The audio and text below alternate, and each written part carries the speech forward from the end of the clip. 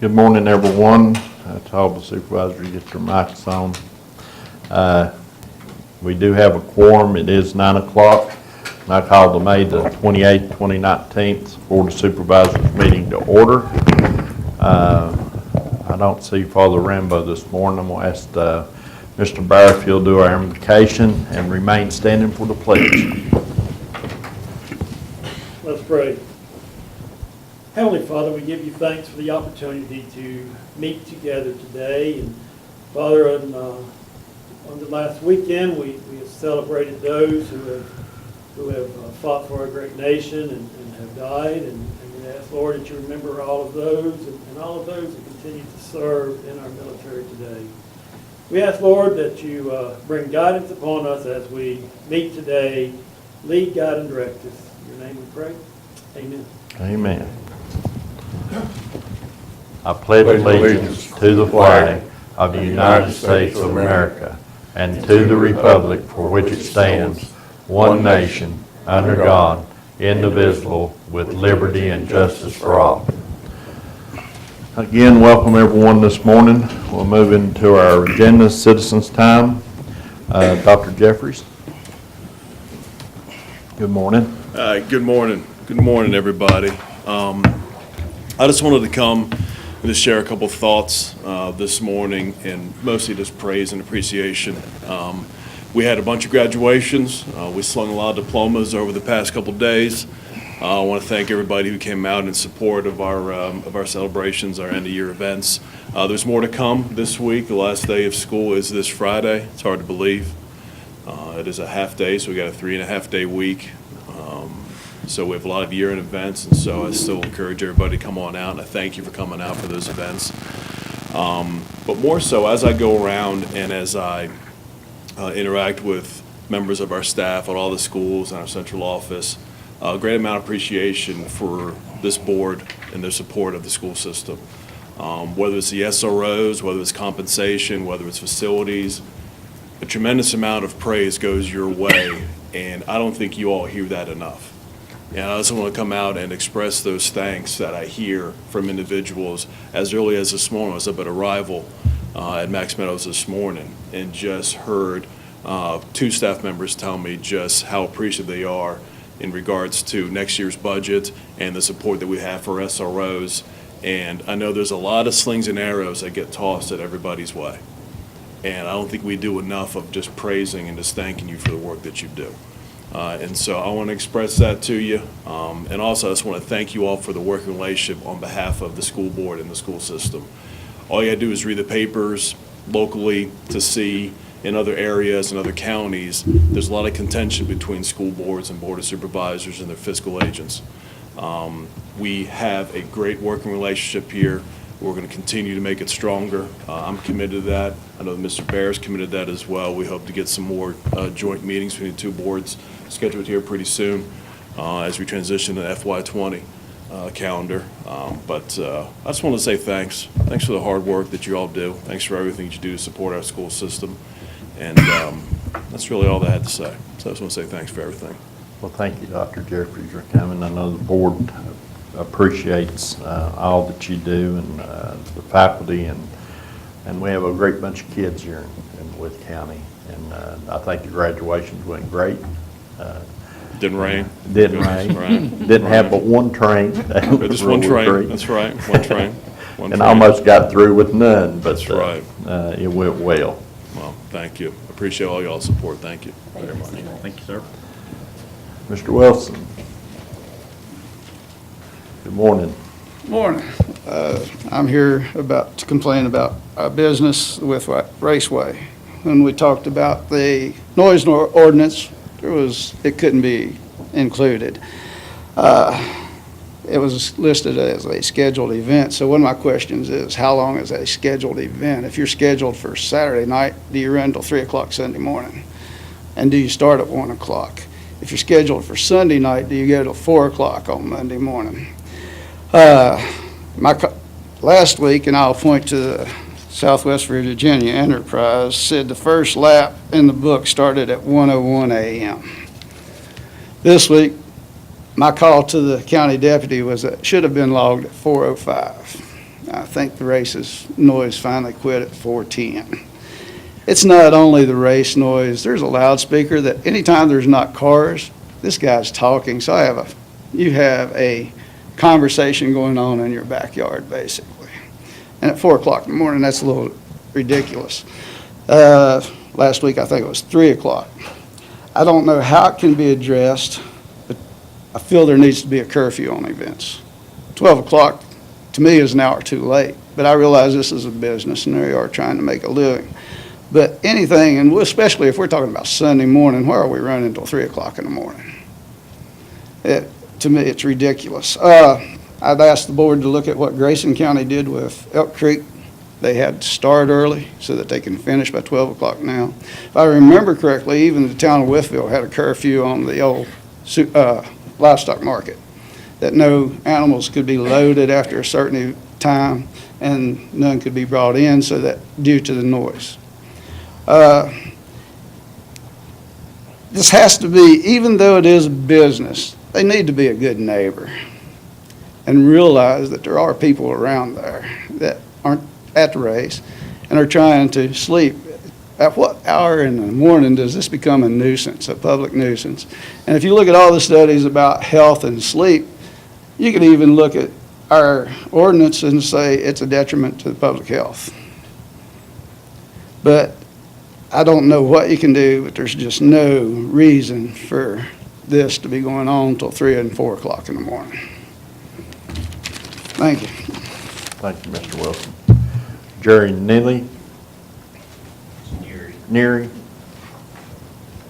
Well, it seems like everyone has a noise problem. My name's Jerry Neary. I live in Fort Chiswell in the Whispering Pines subdivision. I'd like to explain the area, first of all, before I get into the problem. Along 52, just before you get to the Whispering Pines subdivision, there's the Fort Chiswell campground, and then there's a piece of land that the Goforths own that they use for cattle grazing, and there's a gravel lot in the front where they used to rent to AEP for construction equipment, but that's no longer in use. About a month and a half ago, 2 months ago maybe, they built a road. This is the divide from the subdivision where I live, and I live on this lower road. They built a road in there, and I questioned it as to what it was going to be. I thought it was going to be another cattle barn and holding area. But they started digging a large pit about 30 yards wide, probably 200 yards long. And they piled the dirt up on the sides of it. And then they built another water retention pit next to that. So when I questioned the workers down there, what they're putting in there is a dump site for the bridges that they're replacing over Reed Creek. They're going to replace both bridges over Reed Creek between Fort Chiswell and Graham's Forge. And the Goforths have contracted with W&L Construction out of Chilhowie, who is a subcontractor to Orders. And they're going to bring all that concrete, dirt, and everything from those bridges, and they're going to bury it right in this pit. And then they're going to cover it up. In the meantime, this is all being done in the daylight hours, no problems. I live here in the fourth house. They have brought a trailer in. They park 2 dump trucks and a bulldozer right here. And they have set up some high-powered construction lights right below my property line here and on my neighbor's property line. And they're coming right up to the property line, 2 feet away from it. They have started piling a mound of dirt about 15 feet high. Well, about 10 years ago, the Goforths started here and went all the way up here. Rumor was they were gonna get the Food Country grant, but Food Country went up near the high school instead.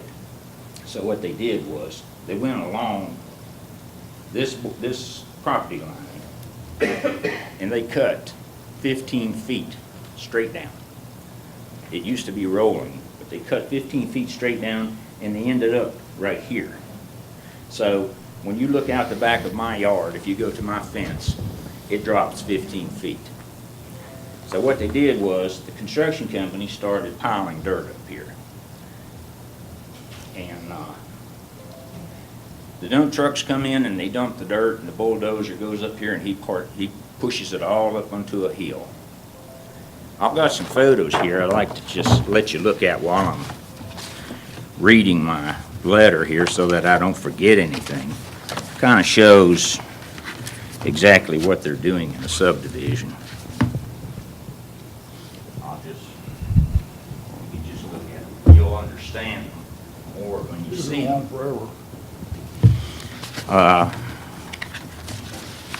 Okay, I'm going to address my problem now. I'm a little nervous, so bear with me.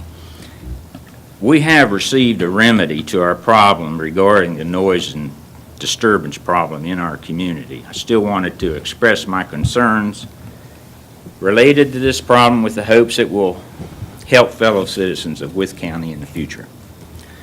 I understand through several conversations with individuals in the county that the noise and disturbance ordinance was discussed at length while being formulated into a county ordinance with pro and con arguments from board members in different county offices as how it was to be implemented and controlled. Our situation was first noticed in April. I live in Whispering Pines subdivision in Fort Chiswell. My property line, along with other residents, backs up to property owned by Lynn and Susan Goforth. They own the property between the subdivision and the Fort Chiswell campground. It's a large field, primarily used in the past for cattle grazing. A road was made from the gravel lot to the property by W&L Construction from Chilhowie. This road was built to accommodate a dumping site for debris and dirt from the replacement of the bridges on I-81 at Reed Creek. W&L Construction had contracted with the Goforths to bury this material on their property. If you can imagine peacefully sleeping one night in your home and becoming awakened by the sound of dump trucks, bulldozers, bright construction lights at your property line in your backyard. Large construction lights bleeding into your backyard, heavy dump truck, tailgates banging after bringing loads of dirt in, bulldozer pushing dirts up against your property line into a huge pile of 15 feet, and all this suddenly happening at 2:30 a.m. in the morning. The air breaks from the dump trucks causing your windows to vibrate. This situation continued on and off, mostly for almost 2 weeks until it became almost unbearable. I started to investigate how to remedy this situation on my own and on the behalf of my neighbors who were also affected by this disturbance. I thought the best place to start would be a local VDOT office. I spoke with Jerry Bolt. He explained VDOT no longer accepts responsibility between construction crews and private landowners. So when they made their contract, VDOT does not get into it any longer. They used to. My next step, I called the sheriff's office regarding the noise and disturbance, and they told me it was handled by Wythe County Administration. So I called the Wythe County Administration office. I was told they have a noise and disturbance enforcer, Arlen Dunford. They gave me his number. I called his office. He was not there. I left my name and number. I called back that afternoon and spoke with the animal warden who shares his office. He said Mr. Dunford would be back on Monday, recommended I talk with Mr. Bear. He said Mr. Bear is your man to talk to. He stated to me in our conversation that they do not go out at night, neither one of them, to investigate noise problems. which is probably when 99% of noise occurs at night, when people get aggravated, they call. I called the sheriff's office again, and I spoke to Captain Hudson. He informed me that he could send out a deputy at night, but the deputy would not have the power to enforce the noise and disturbance ordinance. I never heard from Mr. Dunford until later. I called Supervisor Joe Hale. We had a discussion regarding our problem. He stated he had an appointment in Wytheville on Monday, this was on a Friday, and he'd look into it because he was going to have a meeting of some kind. I don't know who or what. I asked him to keep me informed, but I never received any feedback. I went to the county administration Monday morning. Mr. Bear was out, but would return shortly. I went to the circuit court to see about filing a petition with the circuit court judge. The gentleman I spoke with, Mr. Counts, said that it would be costly, possibly with no results. So I kind of put that aside. He recommended I go see the Commonwealth's attorney. Meanwhile, I went back to the county administrative office, and Mr. Bear had returned, but I didn't see him. I spoke with Mr. Vaughn, an engineer. He informed me the county has no enforcement contract obligations between the construction company and the landowner. I went to the Commonwealth's attorney's office and left my name and number. I called Mr. Dunford's office again, no answer. Mr. Baird, at the same time, returned my cell call from Friday, said he would check with somebody regarding our problem, but I never received any feedback. I called Jess Norman from the W&L Construction Company in Chilhowie to find out how long this situation would last. Stated he would do everything to contain the noise, but gave no guarantees that the night work would not continue.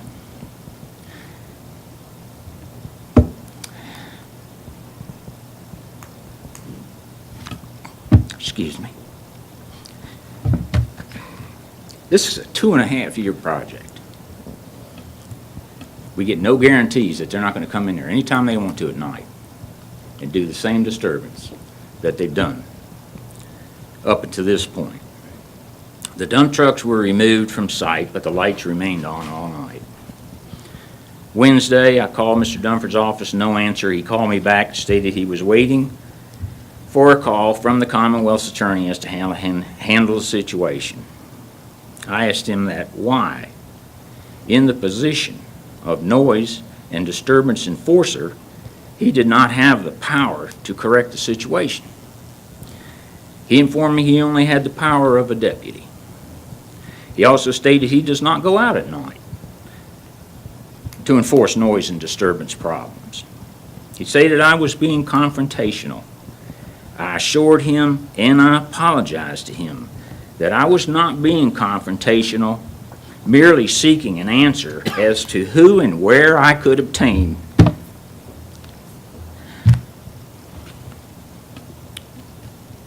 an answer to my remedy of my complaint. He was obviously irritated and cut our conversation short. As it turns out, Mr. Dunford was another link in the chain of finding a solution to our problem. I called Mr. Jones and left my name and number. Mr. Jones called me to tell me it didn't look good for enforcement of the ordinance. After a conversation with him, he called me back to state he had a conversation with the attorney of Wythe County, and they agreed that W&L was in violation of the noise ordinance, and they could be fined for each occurrence anytime within the hours of 10 p.m. and 6 a.m. And he would notify the sheriff's office, but I'd have to call the sheriff's office if I had a complaint, because I certainly couldn't reach a noise coordinator, an individual who we're paying to do the job who's not doing the job and won't go out at night. It leaves us little room to who we can call. We have to call a deputy if it continues. So I'd like to discuss with you the possibility for you to increase the fines for such a disturbance. The fines for wealthy contractors is $50. I mean, they're multimillionaires. They can certainly afford to come in anytime they want to, and if they're fined $50, they'll laugh it off. I'd like possibly for y'all to increase the fines, to fine them and actually hurt them if they're going to do something like this. Mr. Norman from WDL informed me that it took months to procure this site and to survey it for the locations of the disposal. No one from the construction company or Wythe County bothered to do any study on the effect of the impact on the residential area affected by this dumping. I'd like to see this addressed by y'all. Somebody must have work with contractors that come in and apply for these permits. Nobody goes out to see that what the effect is on a residential area. Every person I spoke with concerning this problem, every person, at each office I went to, upon leaving mentioned how sorry they were to hear this problem. You have a legitimate complaint, Mr. Neary. Every office, every person I spoke with, that was the last thing they told me. You have a legitimate complaint, but we cannot help you. A very personal thank you to Mike Jones and the Wythe County Attorney for their efforts on our behalf. Our thanks for putting themselves in our position and taking the action for the homeowners involved in our complaint. Our thanks to them for also having a plain common sense approach and for not being afraid to stick their necks out, regardless of party affiliations or fear from any county or state officials. And I think that individuals, it appears, individuals that have power or the right to make a decision like that on a simple problem that is so evident, nobody in the county would stick their neck out to do anything about it or say anything about it or to take control over it. Why do we have a noise enforcement individual? Well, Mr. Neary, I mean, we've let you talk over the allotted time. I'm but sorry, I wasn't aware. I was going to let you finish. I wasn't going to stop you. I'm finished. We'll look into, this is first I've heard of it. I didn't know that they were digging a pit or doing anything like that, and Mr. Bear hasn't, I haven't seen anything from Mr. Bear. Do you want to comment or anything on? No, nothing to refute anything that he has said. He didn't speak with our animal control officer. He had spoken with the sheriff's office. He did speak with me. I did speak with our litter control officer about the situation and about the section of the ordinance that does prohibit within the time of 11 p.m. and 6 a.m. for landscaping and landscaping activities. At the same time, I think I had received a phone call from either or an email or a phone call from Mr. Jones that a gentleman was wanting to talk about it. I think Mr. Farthing had talked about it.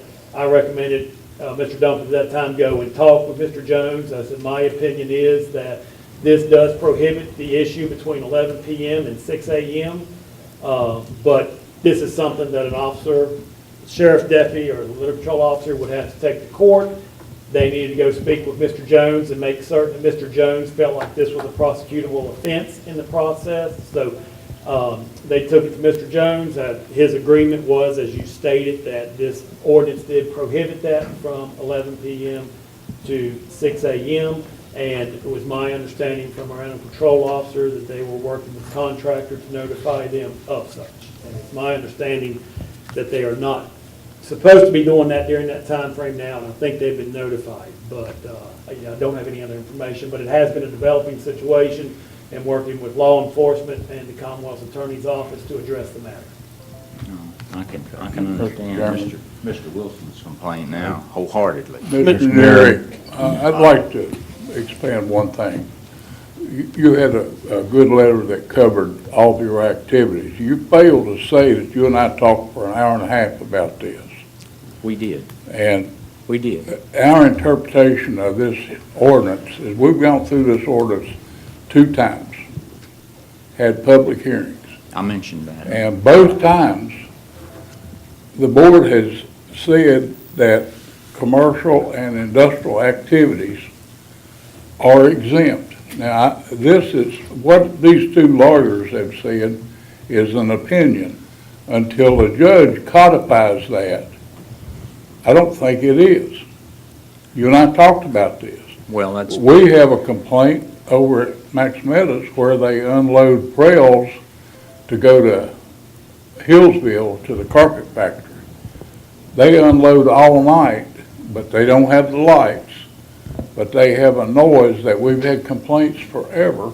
And in that case, because they're carrying on a manufacturing activity, the ordinance, Mr. Bear says they're exempt. Now, what's going on at your site, and I told you it's regrettable, but I don't think they violated the law, and I think they did a lot of prep. Your photographs show that they complied with sedimentation regulations. They took care of stormwater with the pit. It's not all that clear. I know you're irritated. We don't have zoning. And when you don't have zoning, we protect the individual property rights. And that's just where we are. If we had zoning, this would be a slam dunk case. It wouldn't be happening. well, one of my questions would be a law enforcement question. If they send a deputy up there, does he have the power to shut them down, or can they continue to shine lights and dump trucks and everything right along their Until fence that line? goes to court, I don't believe he does. Now, once the judge says that the ordinance covers it, now, so I don't think this is a landscaping issue. It's a life safety issue in that they're moving that debris at night when the traffic's not as bad. Nobody likes to work in the middle of the night, but the traffic drops off on 81, and that's when they're hauling that stuff out. And we don't know, it may have a life length of 2.5 years due to the ridge, but the demolition part, Mr. Bone, is not going to be, and I told you this, it's not going to be continuous.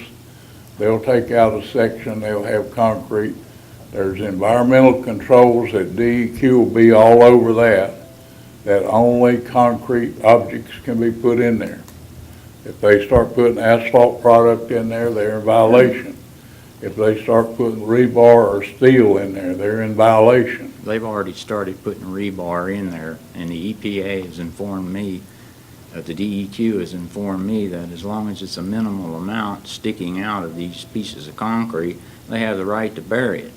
Well, that is true. If it's 2 inches or so, they're not going to tell me. No, these are 3 feet pieces. Well, that's a judgment call from DEQ. Whoever told you that, the next one will probably tell you, no, they got to take all that out, so. That really doesn't concern me. No, you're. I don't care. how Well, much I concrete- am concerned about groundwater, and I'm sure you are too. Okay, to the immediate problem. Mr. Jones has informed me that, yes, law enforcement can uphold the And then ordinance. it'll go to court. I don't know, until the next time it happens, I don't know if W&L plans on taking Wythe County to court or not. I don't know. Did you follow my advice and ask y'all to have a meeting with W&L and see? I did, I called him. Okay. And I mentioned that in here, that he told me he will try to do his best to limit the noise. However, there is no guarantee. So if there's no guarantee within a 2.5-year span for them to just come in anytime they want to and dump, and they don't do it out in the field. They've got plenty of room out there to dump. Why do they pick the property line of the residents? There's seven individuals that are affected by that could not sleep. I've got a thank you letter to Mike Jones in the home from all the homeowners, and they thanked him for allowing them to sleep at night. I mean, it's as ridiculous as Mr. Wilson presenting his problem. A raceway, 4 o'clock in the morning, how are you gonna sleep? I get beat over from Fort Chiswell High School's PA system, but I don't complain about it because it's short-lived. Mr. Chairman, Mr. Baird, you know, the noise ordinance is, the way I understand it, well, I know it's a living document. We can change it, modify it, you know. We basically want people to be good neighbors. Like Mr. Hale said, we don't have zoning, so this is what we have at our disposal. Yes, sir. Going back to Mr. Wilson's comment, I'd like for you to have a conversation with Mr. Brown, and if this continues, then I have no problem making a motion that we revisit it, and we'll put it, you know, we'll put some exemptions on sports events. Mr. Wilson, I don't know how many calls I got before Mr. Wilson called me yesterday, and I got calls from people in Crockett. And, you know, 4 a.m. is that's ridiculous. You know, midnight, especially, not everybody had Monday off. And they're up there at 4 o'clock in the morning on Monday morning, racing. You know, as far as Mr. Needy's, Neary, I apologize, complaint, I happened to talk to Mike Jones about it. And this may be the time that we run it up the flagpole and see what happens. You know, W&L, that's not been a good neighbor. Well, And the that, you Goforths know, haven't been the good neighbor. I mean, they're making a lot of money in that area, but they don't live there. and I So it's understand. all right to put a dump site in my backyard, but they would not put a dump site in their backyard. Well, and that But goes that's- back to what Mr. Hale says, we don't have zoning. That's You know, fair. we're addressing the noise. You know, I understand your wife's a nurse, is from Mr. Jones. She is, she's an ICU nurse. She works 12 hours a day, life and death situations, and she has to stay up all night and go to work the next day to make decisions regarding people's lives, not knowing, these people don't know that also next door to us is another nurse that works 12-hour days. So, that, I don't want to use that as a crutch, but that's something that should be taken into consideration. Well, you have a right to peace and quiet, in my opinion, but And Mr. Wilson mentioned the same thing. We don't really know how it affects human behavior and sleep deprivation, and it does.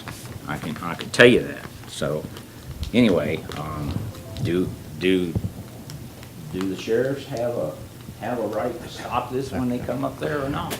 Mr. Neary, we'll look into it. Mr. Bear, and I agree with Mr. Vaught. We need to have a meeting with Mr. Brown and see if we can't have a meeting with W&L and talk to them too. Who is the Wythe County attorney? Scott Farley. Well, I praise him and thank him, same as I do Mike Jones, because those two together actually did everything. Okay. I got no help from Wythe County, really, other than a sounding board Okay. and statements that We'll look into it, Mr. that we, you know, you have a legitimate complaint, but there's nothing we can do about Okay. it. And I would also appreciate, and I'm not trying to do away with Mr. Dunford's job, and I'm not trying to say anything about him, but why do we have a noise enforcer that will not go out at night and enforce the law? Okay, Mr. Neary, we'll look into it. Okay, thank you. Thank you, appreciate your time. Mike Forrest. Thank you, Mr. Wilson. Mr. Forrest. Good morning. Morning. I spoke at the Board of Supervisors meeting in April and had asked if there was a business plan for the Appalachian Exposition Center, APEX, and Mr. Hale told me that there was one. Ms. Collins emailed that to me, actually 2 plans, I believe the day after the board meeting. And from what I read, these are not business plans. One of them is a plan to develop the Appalachian Agriculture Exposition Center, and the other one is from the Weldon Cooper organization, which is an economic impact plan. But I did read through all of them and noticed a few things that does not seem to be followed in these plans. Initially, according to the exposition development plan, it was to be a first building, 200 by 300 feet with an indoor area with seating for 3,000. It was also to be a 1,650 square foot support building, an uncovered outdoor ring, grass field for parking, and a 1,000 square foot maintenance building. And this development plan estimated on page 7 of their report that this would cost $7.5 million. The Weldon Economic Impact Plan estimated the same number of buildings, except I believe they included barns in addition to the arena and the land prep and all the engineering and a maintenance building, and their estimate was $5,126,000. According to the budget that was in today's board package, total commitments so far on this Apex Center is $10,161,456. If that was a plan to build these two plans, and not even the barns or the outdoor ring have been done, and we spent double what the Weldon plan was and 40% more than the other one, something's wrong with the plans. I still say that this facility, if it's going to be a business and it's going to be self-supporting, needs a plan that's going to work. Their current budget request is asking for $200,000 for this coming year. That you're going to vote on the budget later on today to cover the shortfall of $182,000. Something's not right when we supposedly had plans, two different plans, two different organizations, and we're exceeding the budget this much without all the facilities even being built. You're going to talk about barns, according to the agenda, and get quotes on that. That's just going to add to this. And I don't know if that's $500,000 or $3 million. But they were included in both of these original plans. Thank you. Thank you, Mr. Forrest. That's all that's signed up for citizens' time. Does anybody else would like to speak? Hearing none, I'll close citizens' time. Next item on the agenda is payment of invoices. Entertain a motion to approve. I'll make it. Have a second. Second. Have a motion and a second to approve the invoices. Is there any invoice any board member would like to question or pull out? Hearing none, we'll do a roll call vote. Mr. Vaught? Aye. And the chair votes aye. Next item is minutes of the previous meeting, May the 14th, 2019. Entertain a motion to approve. So moved. Have a second. Second. Have a motion and a second. Any corrections or changes need to be made to the minutes? Hearing none, we'll do a roll call vote. Mr. Horny? Aye. Aye. The chair votes aye. Next item is old business appointments. We have a letter from Dr. Sprinkle. Mr. Barrett? Yep, Mr. Chairman, I had previously sent this to you all, and it indicated that I would have it on the May 28th meeting. You all did talk a little bit on the May 14th meeting. We have put out information for the vacancy coming up with the WCC position. We have also put out the library position as well, that we're looking for that. The two individuals did express interest last week in serving on this. However, both of them are former employees of WCC and do not meet the requirements. So I called both of them, thanked them, told both of them would be excellent candidates. However, with the guidelines, it did not meet that. So they appreciated the phone call. So I have just got this on here for your information.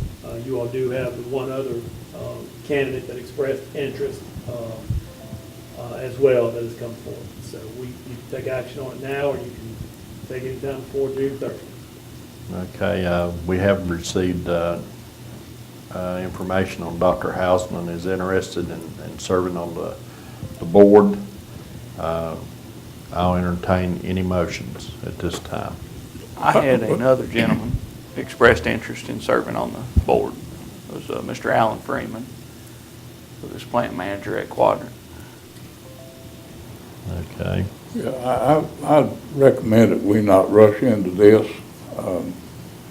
With what we've been trying to do for some time and reinforce vocational training and certificate training at the college in conjunction with public ed, we've got time. Let's put a little bit more time in that and see what comes out of it. Somebody that can work with the college to develop better certificate programs. okay, if that don't have any motions at this time, we'll close old business. Is in, well, anything else under old business? I do not have anything, Mr. Chairman. Mr. Chairman, looking through the minutes of the last meeting, well, I can't find it now. Do we need to go back and revisit the motion with the pickup truck? It looked like Colleen noted that somebody made a motion, but it was never seconded. What, the pickup truck from the sheriff's department to the, Yeah, if I can get it. okay, we can do that again, under old business. If Mr. Bear would, You all did take action on that. but there wasn't a second.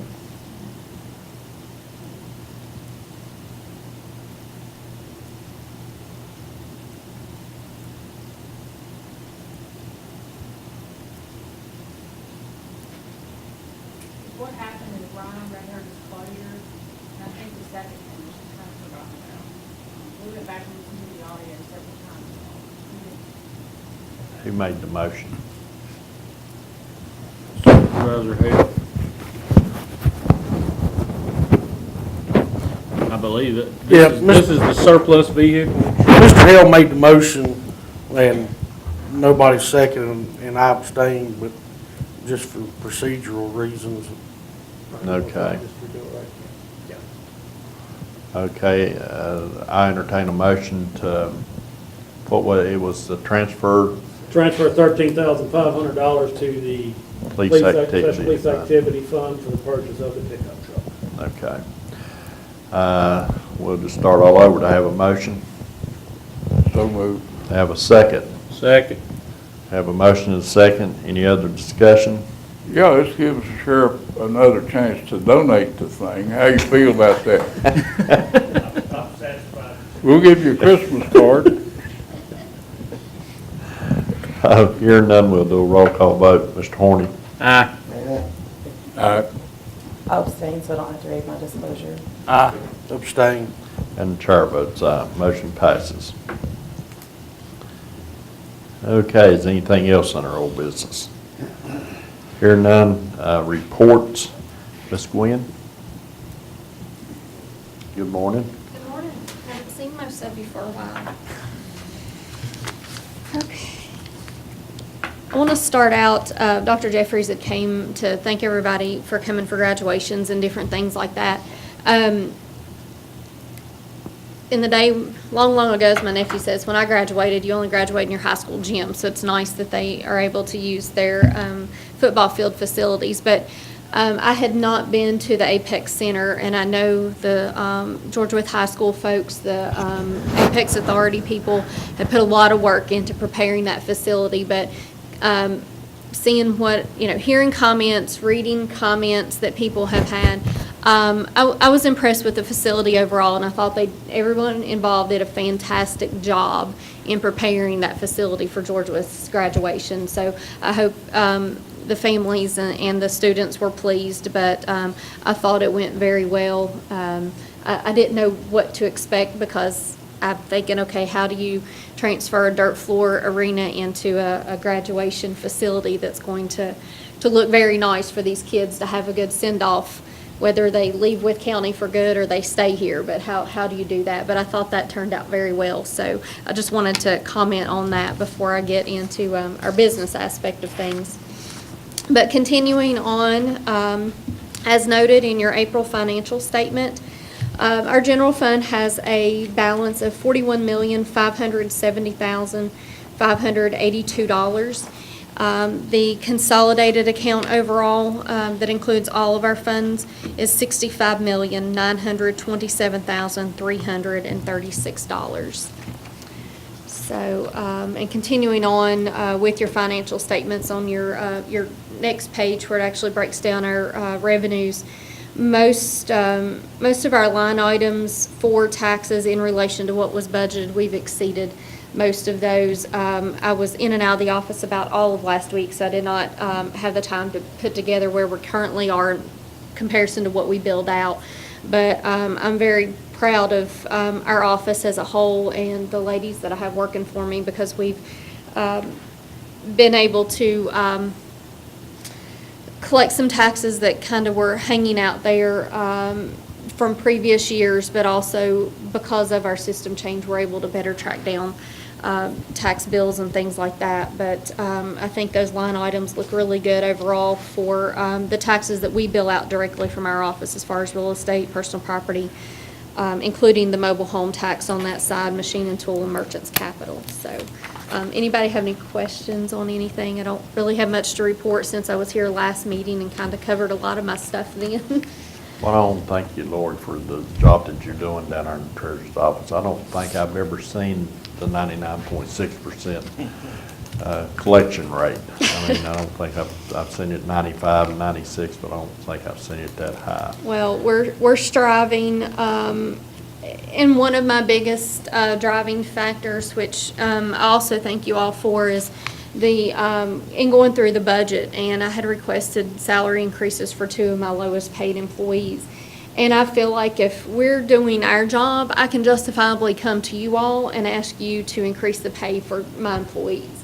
If we're not doing our job, I don't expect you all to agree to do that, but I do appreciate those increases. Those folks do as well. Hopefully within the next 30 days, I'm going to be back to being fully staffed. So we will start seeing the results of those pay changes, and because the latest job opening that I advertised, I received about 25 applications. So I'm trying to get through those now to work towards scheduling interviews and things like that. But again, thank you all for that. I know it's not quite set in stone till the budget's adopted, hopefully a little bit later on, but thank you as well for expediting that process to help us hopefully get taxes out. Kind of thinking on the time frame, we should have them out by mid-October, I hope. So we should be able to stick with the actual December 5th due date and no longer have to extend. So that's what my goal is coming up for the fall with the tax season. So. Okay. Or Mr. Hale. do you have ability to, for us, what's the revenue comparison line from year to year? Considering the whole picture, all revenue, it'd be good to know if it's increased by so much over the previous year. Just on the taxes we bill out, or you want all revenues as a whole, is what you're questioning? Including sales tax, Okay. all of them. I'll go back and look at those as a whole. I know, and I didn't get it this time, but in Mr. Grant's report, he gives you all some comparison charts on like sales tax, lodging tax, meals tax, a few of those specific ones. But I'll look at everything as a whole and give you an update next Just a meeting. bar graph that would show 3 to 5 years how much revenue's coming in, because I think fiscal responsibility, you gotta have the revenue or you gotta hold down the spending. And if that trend gives us the ability to do things and maintain the reserves, then that gives us a better picture to work with. Right. I'll take a look at that.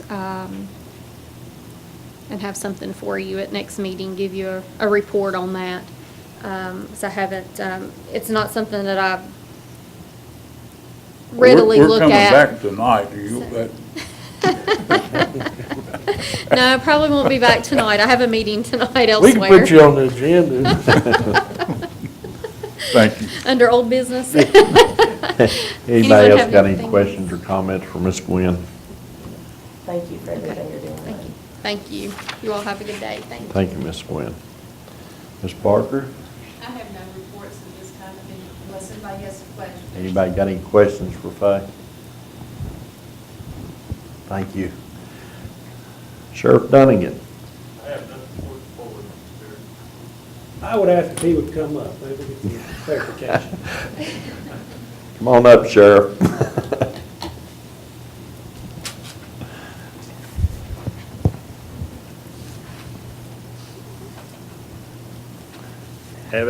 I guess in light of our 30-minute conversation there earlier on the ordinance and everything, I guess I would just like to maybe get a little bit of clarification on it. The property maintenance ordinance does create the litter enforcement officer or the code enforcement officer position, or has in there that that's the person who does that. The noise ordinance was written so the sheriff's office would have a tool to help enforce the noise complaints, particularly the thing down in Ivanhoe. So I didn't want to address it with Mr. Neary, but there is no reason, in my opinion, that a sheriff's office or sheriff's department employee cannot be writing, or issuing citations on the noise ordinance. I'm not exactly certain why staff was referring that back to our litter control officer, because you all agree to enforce local ordinances and things. I guess, could you work with your staff for clarification that they can cite individuals on the noise ordinance? Right, you can, and since the Commonwealth Attorney's Office has said that they believe it's a violation of that. But you gotta understand, most of the loud noise calls that we do go on are people with their boom boxes got up too high, and we just give them a warning, and it takes care of, 99% of it. Now, you're talking about a different animal, and when you're talking about going out there and serving the construction company, I mean, who are you gonna serve? You gonna serve the guy on the bulldozer, the guy on the dump truck, the boss that's there? Well, I understand that, but I think it's something that, it doesn't need to be passed back on to animal control officers to make it look like they're not doing their job or because they're not out there at night.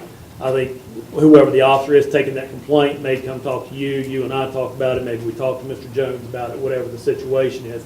But the noise ordinance is not something that's enforced by Arlen Dufford or Danny Blanchett from the animal control offices.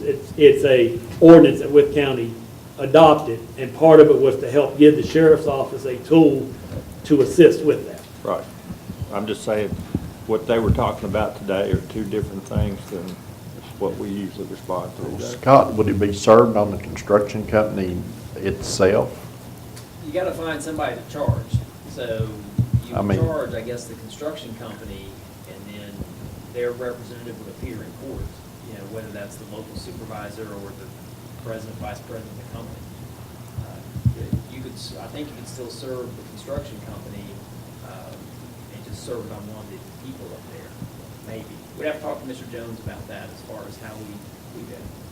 I'm gonna talk to I Mr. can, Jones I can about see it. the sheriff's side of it about going up there and the workers up there. I mean, they should have a Doing their foreman job, there. That's right. I mean, but if they're violating and Mr. Jones thinks it's a violation of the ordinance, I mean, we need to know, the sheriff needs to know how to proceed, when they get a complaint. And I think the ordinance requires a warning first anyway. It does. Yeah, so, them going up and talking to the supervisor or whoever's at that site, hopefully we can solve that problem, but. Well, I think y'all agreed to go talk to both the construction company and the crack. Yeah, hope that And solve the hopefully that'll. problem.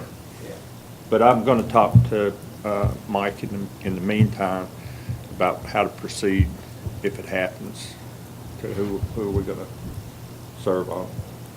So, when listening to the conversation, I decided I'm gonna do that. Well, I appreciate it. And I just want to make certain that you talk with your staff. I think he said, Deputy Hudson referred him to the officer and they're not out nights or whatever, but it is something that your office can help enforce or work on. We can. The sheriff's department will have the authority to shut that down? I mean, I agree with what was said earlier. They've got the authority to issue the notice or the citation, the violation or whatever. And then it would require the judge, I'm guilty, but then at that point in time, it may have to go beyond that for some type of, what's what I'm looking for, Scott, order to stop it if it got to that level. I mean, if they want to keep paying the $50 fine a day in the process, you would have to take it to another level to get them to stop that. Well, Scott, you're privy to LexisNexis through the library, aren't you? I am. There's all kinds of case law on this. Most of y'all, except Coy and I, are too young to remember this, but we built the interstate right through neighborhoods. So there's a lot of case law on this, and you lose every time. Depends on the construction, I think. I mean, it depends, they're all very fact specific. Yeah, I don't think this is my opinion, this is not landscaping. Right. You can't hang that on the landscaping part of our ordinance. This is major work that needs to get done for the safety factor. And the reason they're doing it, it's regrettable, and that's what I told him in our hour and a half conversation. It's regrettable it's in his backyard. But those sites are not growing on trees. You just don't find something that's close to the site that the trucks can get the debris off the site, get it to a disposal site. It's not that simple. It's Right. pretty critical. And I think you were right about, if we're going to pursue that, we're going to need to get a ruling from one of the local judges. Yeah, until it's court codified, it's just a piece of paper that we've discussed more than we needed to and voted on. Is that true? I would say, yeah, we talk a lot about different things, but I think if you try to enforce something, you either have to have the sheriff go out there and charge them, or we do something in circuit court asking for an injunction. Right. And then they defend it, saying they've got a right to be there, and you fight about that injunction. You know, And then it'll be law. Yeah. Right. Okay. I just think we need to clarify on the construction site, just what the deputy should do. And ideally, if they could come up with an option where they could do it outside of 11 to 6, and I understand what you're saying, and if they could do it before 11 p.m. or whatever and be done with it at evenings, then maybe it doesn't create a problem. We can just. Hopefully we can take care of it. Is that all you have, Sheriff? Yes, that's all. Thank you, Sheriff. Thank you. I wasn't kidding about the pickup. You can still give it to us. I will ask one more question, Sheriff. Our trash pickup detail, what's the schedule for it to return? Erickson thinks the doctor's gonna release him today. Okay. He's got a doctor for him, he thinks he's gonna release him, come back full duty. Good. Okay, thank you. Okay, Water Committee report. The Water Committee met on May the 21st and makes the following recommendations. Amend and appropriate $105,000 for the pump station repairs as follows. Pumps for pump station number 2, $45,000. Generator for pump station number 3, $30,000. Engineering services for pump replacement and parts, $20,000. And temporary pumping services at pump station number 3 for $10,000 for a total of $105,000. Okay, again, coming from committee, it doesn't need a second. Any discussion or comments? Is that all capital projects, or is that an operating budget? It's basically all going to be capital projects is what that's going to have to be. Any other questions? I will comment, Mr. Hale. The temporary pumping services at pump station number 3 is only if needed. If power's out, we've got to bring in a temporary company there. That's what that is set up for. And since we're not all on the water committee, where is that pump station? Pump station number 3 is the one on Chapman Road, down from the park and ride area. Okay. Thank you. These are actually wastewater Wastewater? Wastewater.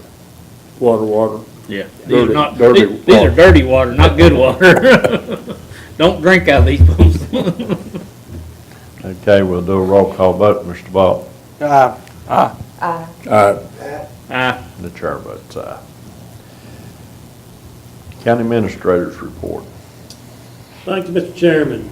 Just a couple of items. First item is just informational purposes. The JIDA is working with the VEDP on a site characterization study. We've had some of our sites looked at before in Progress Park.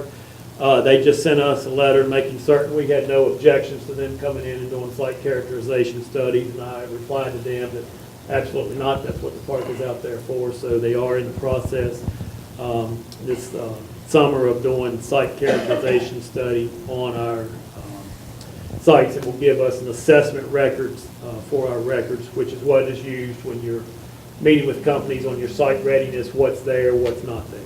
So just information on it.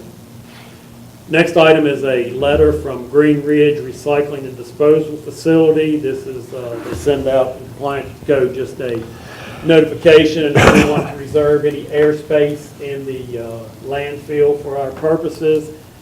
This landfill is all the way out in Midlothian. It is not feasible for us to do the shipping or anything out there, so unless there is any objections from you all, I will send this back to them with a statement of denial that we do not want to reserve any landfill space at their facility.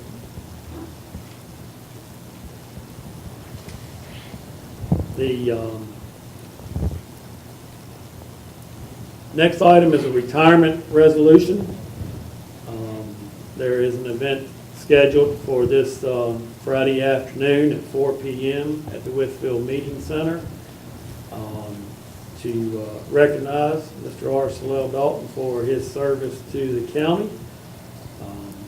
I would request approval of this resolution for the chairman and board members to present to Mr. Dalton this Friday.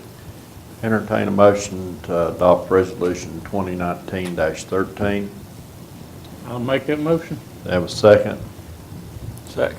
Have a motion and second. Any other discussion? Hearing none, we'll do a roll call vote. Mr. Ball? Aye. Aye. Aye. Aye. The chair votes aye. Last item I have, Mr. Chairman, is the Withbland Public Service Authority. Just letting you all know at our meeting, I believe it was last Wednesday, our operations manager announced his retirement effective June 30th. So we are advertising for a operations manager position. And just wanted to let everyone be aware of that. Okay, anything else, Mr. Burr? No, sir, Mr. Chairman, that's all. Mr. Farley? Yes, sir, Mr. Chairman. I'd ask Mr. Bear to put a closed session in there for consultation with me about conflict issues. And I think Mr. Bear wanted something else Personnel, in too. closed session, whether he wanted to do that later or, I'll do mine later. so. I'll go ahead and do closed session here. Okay, I'll make a motion. I have a motion to go into closed session under Code Section 2.2-3711A1 and A7. I make that motion. To have a second. Second. Have a motion and a second. Any other discussion? I think it's A6. A6 too. I think A6 No, It's A7, sorry. do Okay. we need personnel? I think personnel, we don't need We personnel. don't need personnel, it's only constable. A7. Just- Do A7. We're going to do that later? Yeah. Okay. Under closed session 2.2-3711A7. Okay, is there any other comments? All in favor say aye. Aye. Opposed? We are now in closed session. Mr. Chairman, if you like, we can go to the back room and let them study. Ready? Entertain a motion to come out of closed session. So moved. Have a second? Any discussion? Hearing none. All in favor say aye. Opposed? We are now out of closed session. Mr. Lester, you want to read the certification? Whereas the Wythe County Board of Supervisors has convened a closed meeting on this date pursuant to an affirmative recorded vote and in accordance with the provisions of the Virginia Freedom of Information Act. And whereas Section 2.2-3712 of the Code of Virginia requires a certification by the Wythe County Board of Supervisors that such a meeting was conducted in conformity with Virginia law. Now therefore be it resolved that the Wythe County Board of Supervisors hereby certifies that to the best of each member's knowledge, only public business matters lawfully exempted from open meeting requirements by Virginia law were discussed in the closed meeting to which this certification resolution applies. And only such public business matters as were identified in the motion convening the closed meeting were heard, discussed, or considered by the Wythe County Board of Supervisors. I have a second on ratifying the certification. Second. Any discussion? Hearing none, we'll do a roll call vote. Mr. Ball? Aye. Aye. Aye. Aye. The chair votes aye.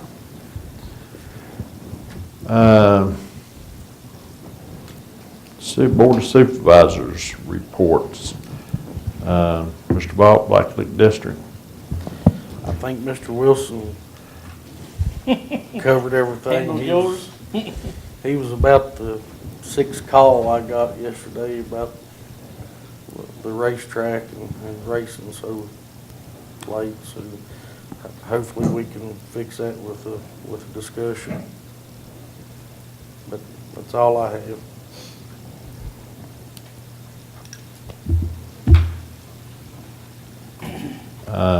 West Whiffle, Mr. Lester. Nothing at this time. East Whiffle, Miss The boy's Lawson. name. Miss Lawson. Gets me every time. I don't have anything at this time, but I did want to, Lori Gwynn already stated it, but the Apex, I thought they did a really good job getting the center ready for the George Wythe graduation. It looked really nice, and I heard a lot of comments about how nice it looks, so that's all I have. Mr. Hale, Fort Chisholm District. I'd like to, again, update that VDOT's moving forward with some of the road projects. They almost have the plank mix finished on Major Rim Road. That's going to be a major improvement. But I'd also like to take this time to talk a minute about civility in this election upcoming. 4 years ago, Maggie and I run for the same office. And the Richmond Times-Dispatch run a feature article about how elections were supposed to be handled in the old way. Our local paper chose not to run that because we didn't try to run over each other in the parking lot, or we didn't call each other names.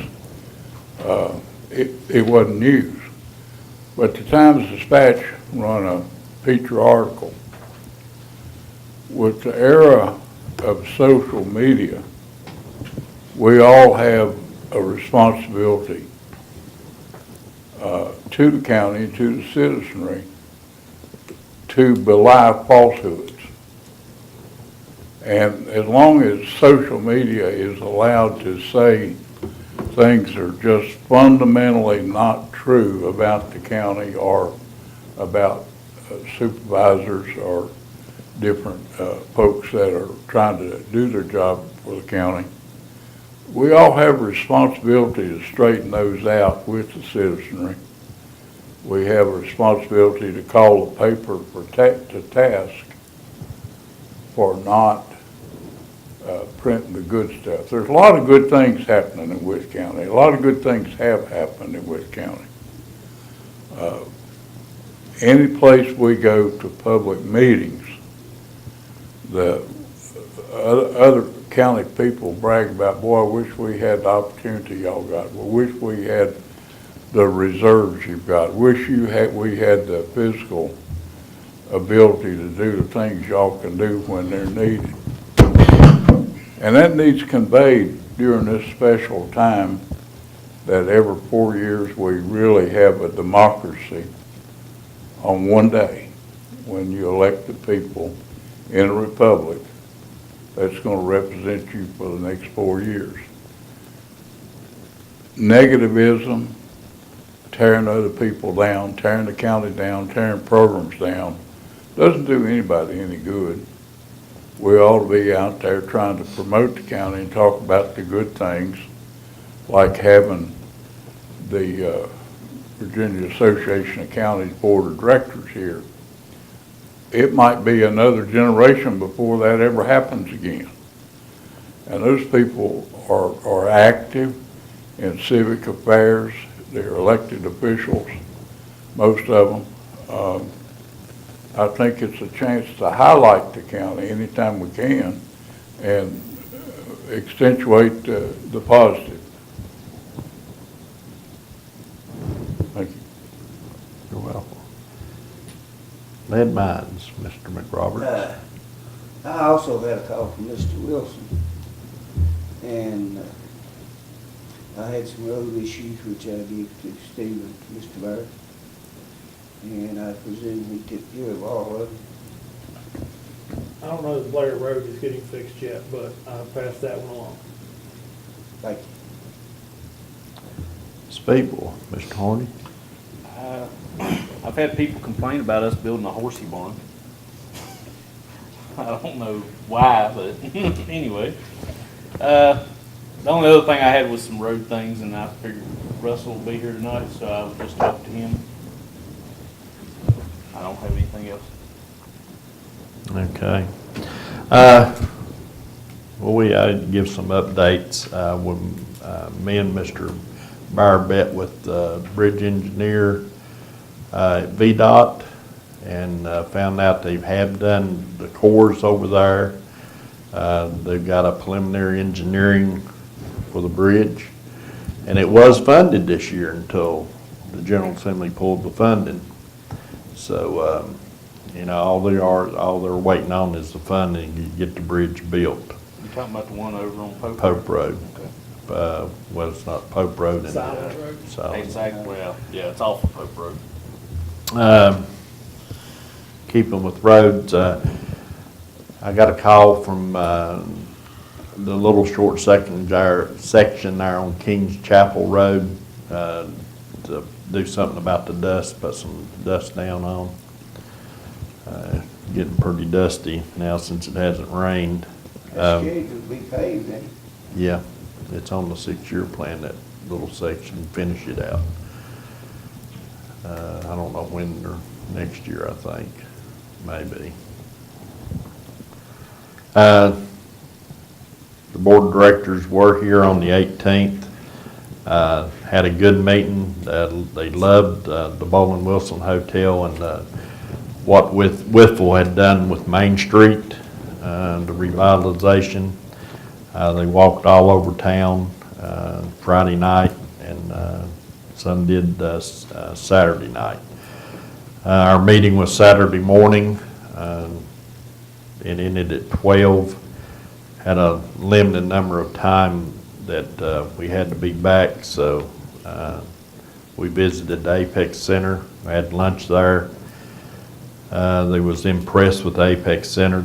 A couple of the other counties in Northern Virginia are thinking about doing the same thing. We went to the shop tower. They really enjoyed it. A lot of them had never even knew what a shop tower was. I learned something. There's two. There's one in Pennsylvania, and they fight over which one they think is the oldest. And found out the Rutons owned the shop tower at one time. So I didn't know that. Then we went to Foster Falls State Park. Went to the children's home. Sam Sweeney was real good giving the tour and telling them about the children's home and their plans on renovating, which they've already started. They're just waiting on more money to renovate the children's home into a hotel. And talked about the bike trail and the future plans, even coming all the way from Roanoke County through Montgomery and Pulaski, and having all that tied together, even west of here. Then we come back and we went through Progress Park, which they was real impressed with Progress Park. Come back to town, and it was getting late, and some went over to the Bowling Wilson Museum, and a lot of them, just walked through town, and then we had supper at the hotel at 6, and people stayed around and outside and stuff to about 10:30, 11 o'clock at night. And Dean called me. Dean had to leave early because he had a graduation and stuff to go to, commitment, but he didn't hear nothing but praises, and a good time they had in Witt County. So I was glad. Some had to leave right after the meeting, but we had a majority of the people stay all day. But some had to go back. But they had a real good time. Other than that, I think that's all I have. I have a question. Yes. What about scratch gravel? Scratch gravel. Yeah. Oh, me and Mr. Russell went over there. It was washed out in front of his driveway. They're working with him. They said that he said that he would buy a culvert to go under his road.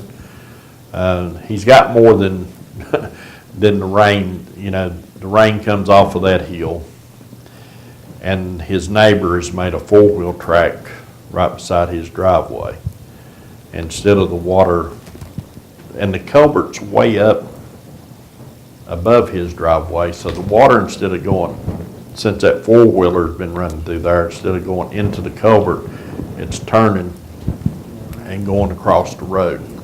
But Mr. Russell's working with him, and he thanked us, and I haven't heard anything, and I hadn't been back over there to see what they've done, but they were gonna come and fix the road where To it get that road washed out. fixed, will that have to be a state project?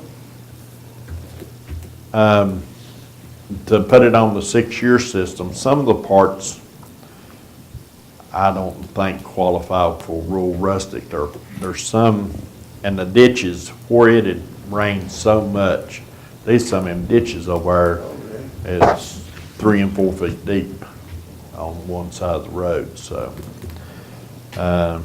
but they were going. Mr. Russell, I was going to send them over there to work on that road and fix that, especially in front of his driveway, because if you come through there at night, they were a hole. I mean, if you're just at the edge of the road, you'd be gone. I mean, you'd just go off the side of the bank. So, Now, we went one time and looked at it, I don't want to take over your spot, but no. we went and looked over at it one time, and then this guy, he come told me, he said, my daddy owns about a mile of that road trying to get through that, and he don't want no road. So, I don't know what's going to happen. Mr. Russell did make a mistake and say it was on the 6-year plan. He told a couple of them it was, but it's not. I think his problem is being taken care of. I think that's all he's concerned about is the road right in front of his driveway washing away, because all that water's turning and going right straight across the road when it comes these heavy rains. Before you move on, I have a question for Stephen about the roads. Stephen, could you come prepared tonight to let's talk about being able to explain bringing Beetle Spin back in? I've already checked, the right-of-way's still there. We owe it to those people, I think, to give them the opportunity to put together a revenue sharing project. And I don't know what works there, because they're not really affected by where the road is, but their problem is. So I don't know how you get around or how that works. But when that road was abandoned, it was the intent that there was going to be a new road by the developer. Have we heard this story before?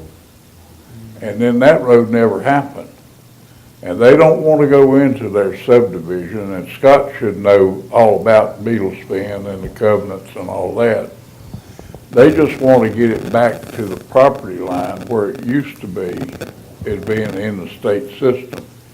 And if anybody wants to go over and drive and look at it, they would see that it just makes sense. And with all the tax base we got over there, it seems reasonable to me that, what is it, mile and a half, no more than that, be put back in, since the new road never did get built and it's not going to get built. Give you some time to prepare. We will. I can work on that. I have looked at it. And you're right, Scott's very familiar with the plat. There is a distance that goes back before it hits the subdivision, which I believe is closer than that gate that they've been talking about. They would like to go all the way down to that gate that's back in there. Bill is actually working on a list of several roads for revenue sharing project, Brand Lane, Bentwood, Orion, maybe a few more. We're not worried about putting together stuff for tax districts at this point in time, but we have to get pre-applications in by July 1st, if I remember correctly, to VDOT on roads for revenue sharing. And with Beetle Spinner, it's one we can put in up to the subdivision. The problem, once you get into the subdivision, which is, it's further back than it was, we can't guarantee a 50-foot right-of-way through there because the judge has ruled that's a private right-of-way that exists back through there. So we may have to do some work with them if it extends beyond that. But yes, I can. They would be happy to get as far as they can. Yeah. That distance, I know exactly where you're talking about. It's where the new road should have been built. That's where it starts. So if they could get it back from there to Major Rim Road, yeah, any little bit. they would be happy taxpayers. Yeah. Is that it? Okay, we'll move into our new business. Entertain a motion to approve the consent calendar. So moved. And have a second. Second. And they were passed out a new consent calendar at everybody's position. If you got a chance to look at it, it had some wrong numbers on it. Martha, is that all was changed? Have a motion to second. Any discussion? Hear none, will. Yeah, I have one. How long did Michael Wilson, how long did he last, a day? It wasn't but 3 days, if I remember correctly. What? Wonder what his problem was. I don't think the custodian work was exactly what he thought it was going to be. Well, I just wanted, thank you. Okay, any more discussion? Hear none, we'll do a roll call vote. Mr. Vaught? Aye. Aye. Aye. All right. Yeah. Aye. The chair votes aye.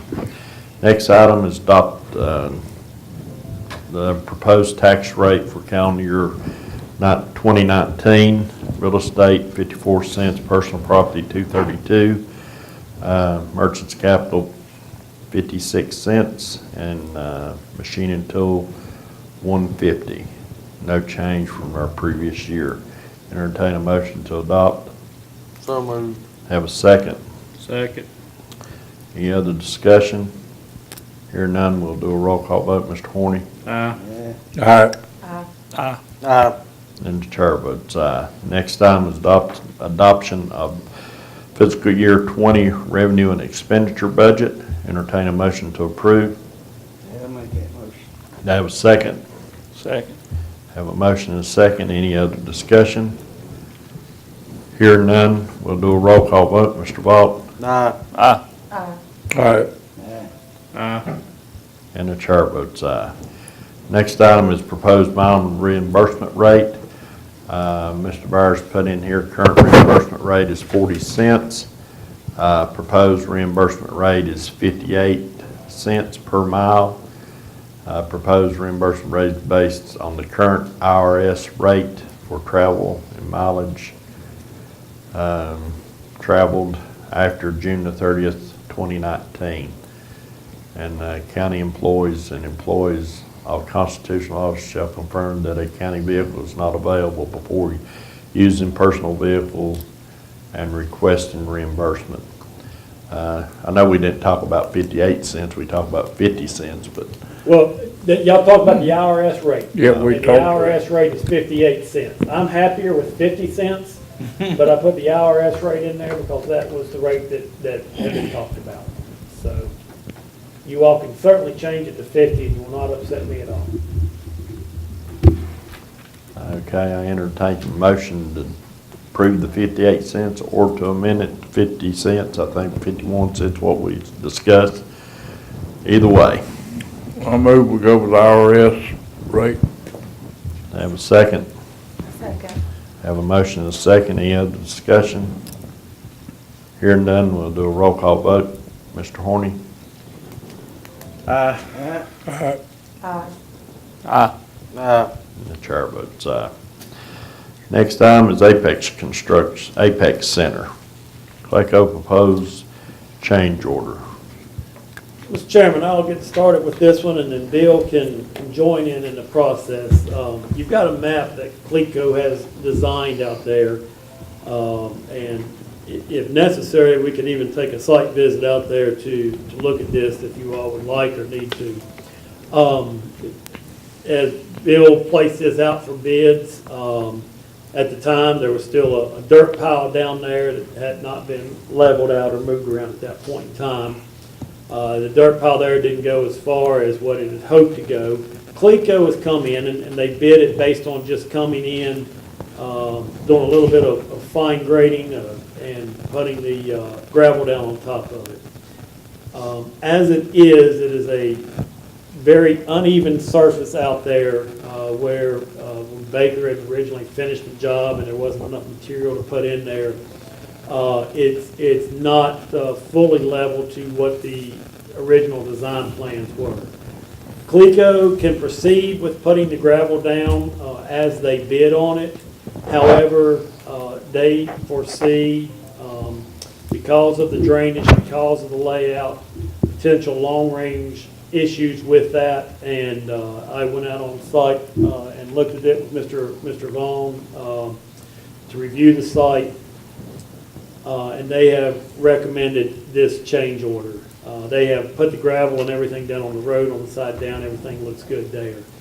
In the long-term interest, I think the proposal they have works best for the parking lot, for the future parking lot, and for the future drainage. We have enough issues with our western parking lot as it is right now. It's more money to put into this, but I think it will give us a finished product that will hold up better and be less maintenance in the future. Okay. This is something that Baker should have took care of. Well, when Baker was doing all their design and doing all the grading and everything, they ran out of all the cut and fill material. And the way the plans were written up, they had to come in, and it was a change order for us to do more cutting the materials. And we ultimately made the decision as a board to not proceed with the change order, but to just stop Baker where they were. So Baker did all that they could do with what they had. Okay. I entertain a motion to approve change order, the proposed change order. Yeah, I'm in. Do I have a second? I'll second. Have a motion and a second. Any other discussion? Hear none, we'll do a roll call vote. Mr. Horny? Aye. Aye. Aye.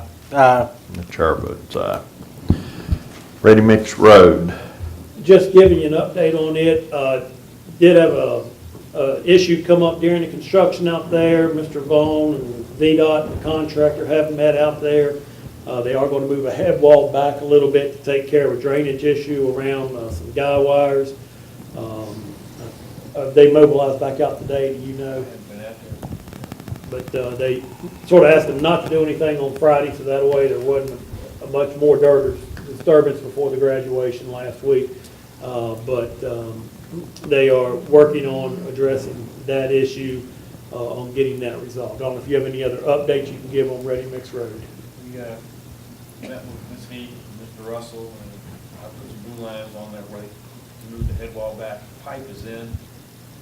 I'd say 90% of that pipe has been cleaned out. We just need to get a fire truck in there with a little more room to move some large stone sediment out. Our people out there did a good job, best they could with our equipment. And then we had a contractor come out 2 Fridays ago, and they got it pretty close, but we need a little more room, so we get the fire truck out there, and blowing it out. That will make VDOT happy, because they want a clean pipe before they end up taking over the road. So I think we're there. We just need to get back on it this week now that the activities are over with the graduations. We didn't want to have the road messed up further for graduation, get across.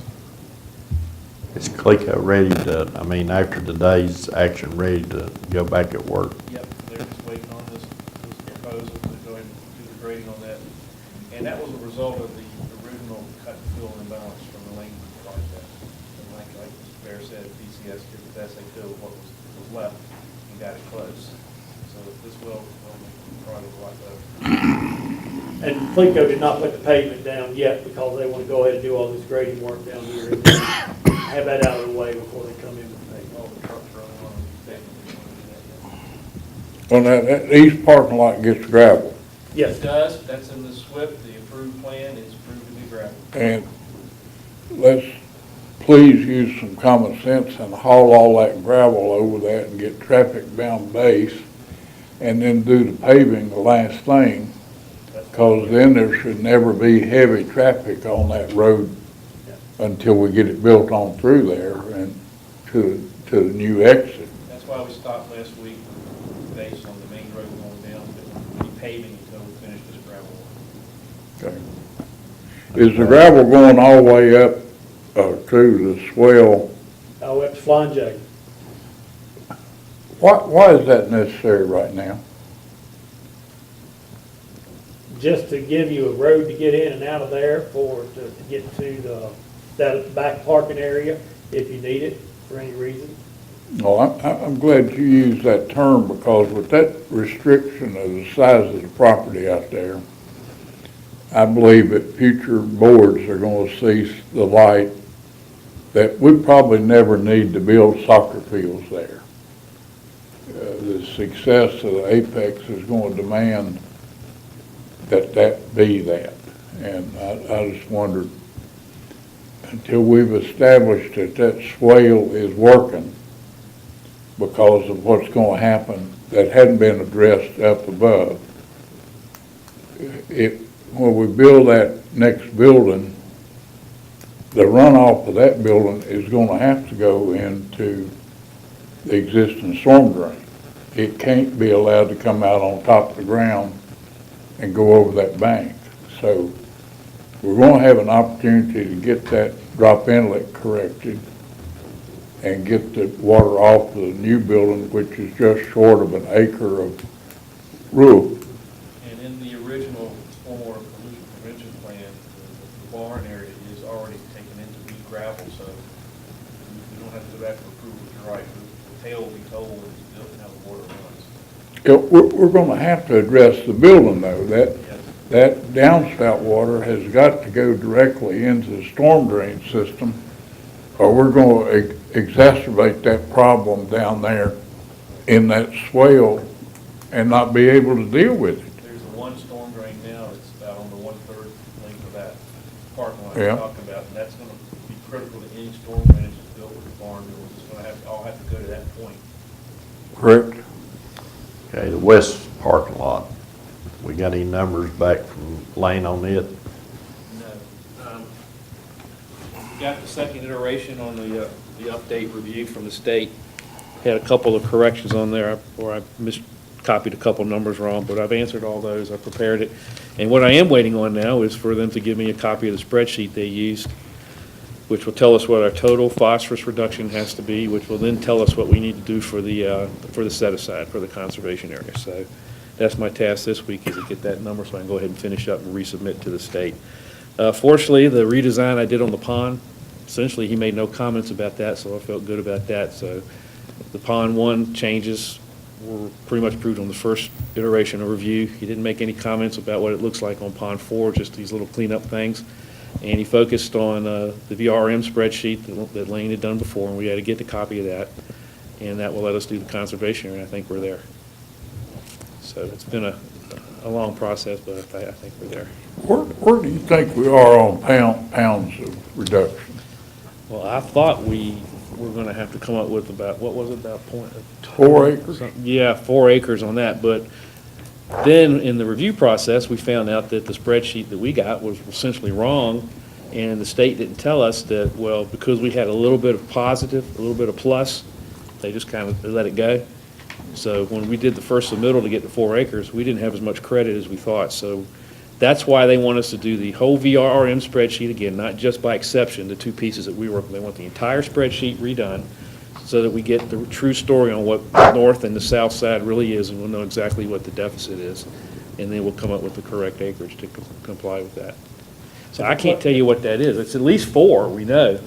So it's going to be a little bit more since we know we were not privy to what the actual numbers were. But we have the acreage that we On can those banks and set aside. things, right now, as far as we can tell, unless it's some big number, and it shouldn't be that big of a number, another acre or 2, maybe no more, if I had to guess. So we should be okay. And for clarification, when he says our numbers, that was the original numbers from the Lane Group in their calculations. Right. And from our conversations with the Lane Group and with Jeff Spickert from the Lane Group and even from DEQ, they never notified anyone of the discrepancy in the numbers because it was still to the good. So they didn't send any information back. Well, it didn't make a difference technically until we started Bill doing. started doing his numbers off of it, and we weren't as far to the good as what we thought. So ultimately, Mr. Hale, that's what we're waiting for, is what's that answer of what was to the good. The Lane Group is working with us on those calculations, and then we'll know how many acres we're looking at. Yeah, that'll be a quick number to come up with as soon as we get the spreadsheet. You're aware that Apex Authority borrowed the grassland drill and drilled 3 different varieties of fescue, and they put some fertilizer on that lot. Even with that fescue, if we put light application of stone down, that grass is gonna come right up through that stone, and we'll still have a grass parking lot with a stone bed under it.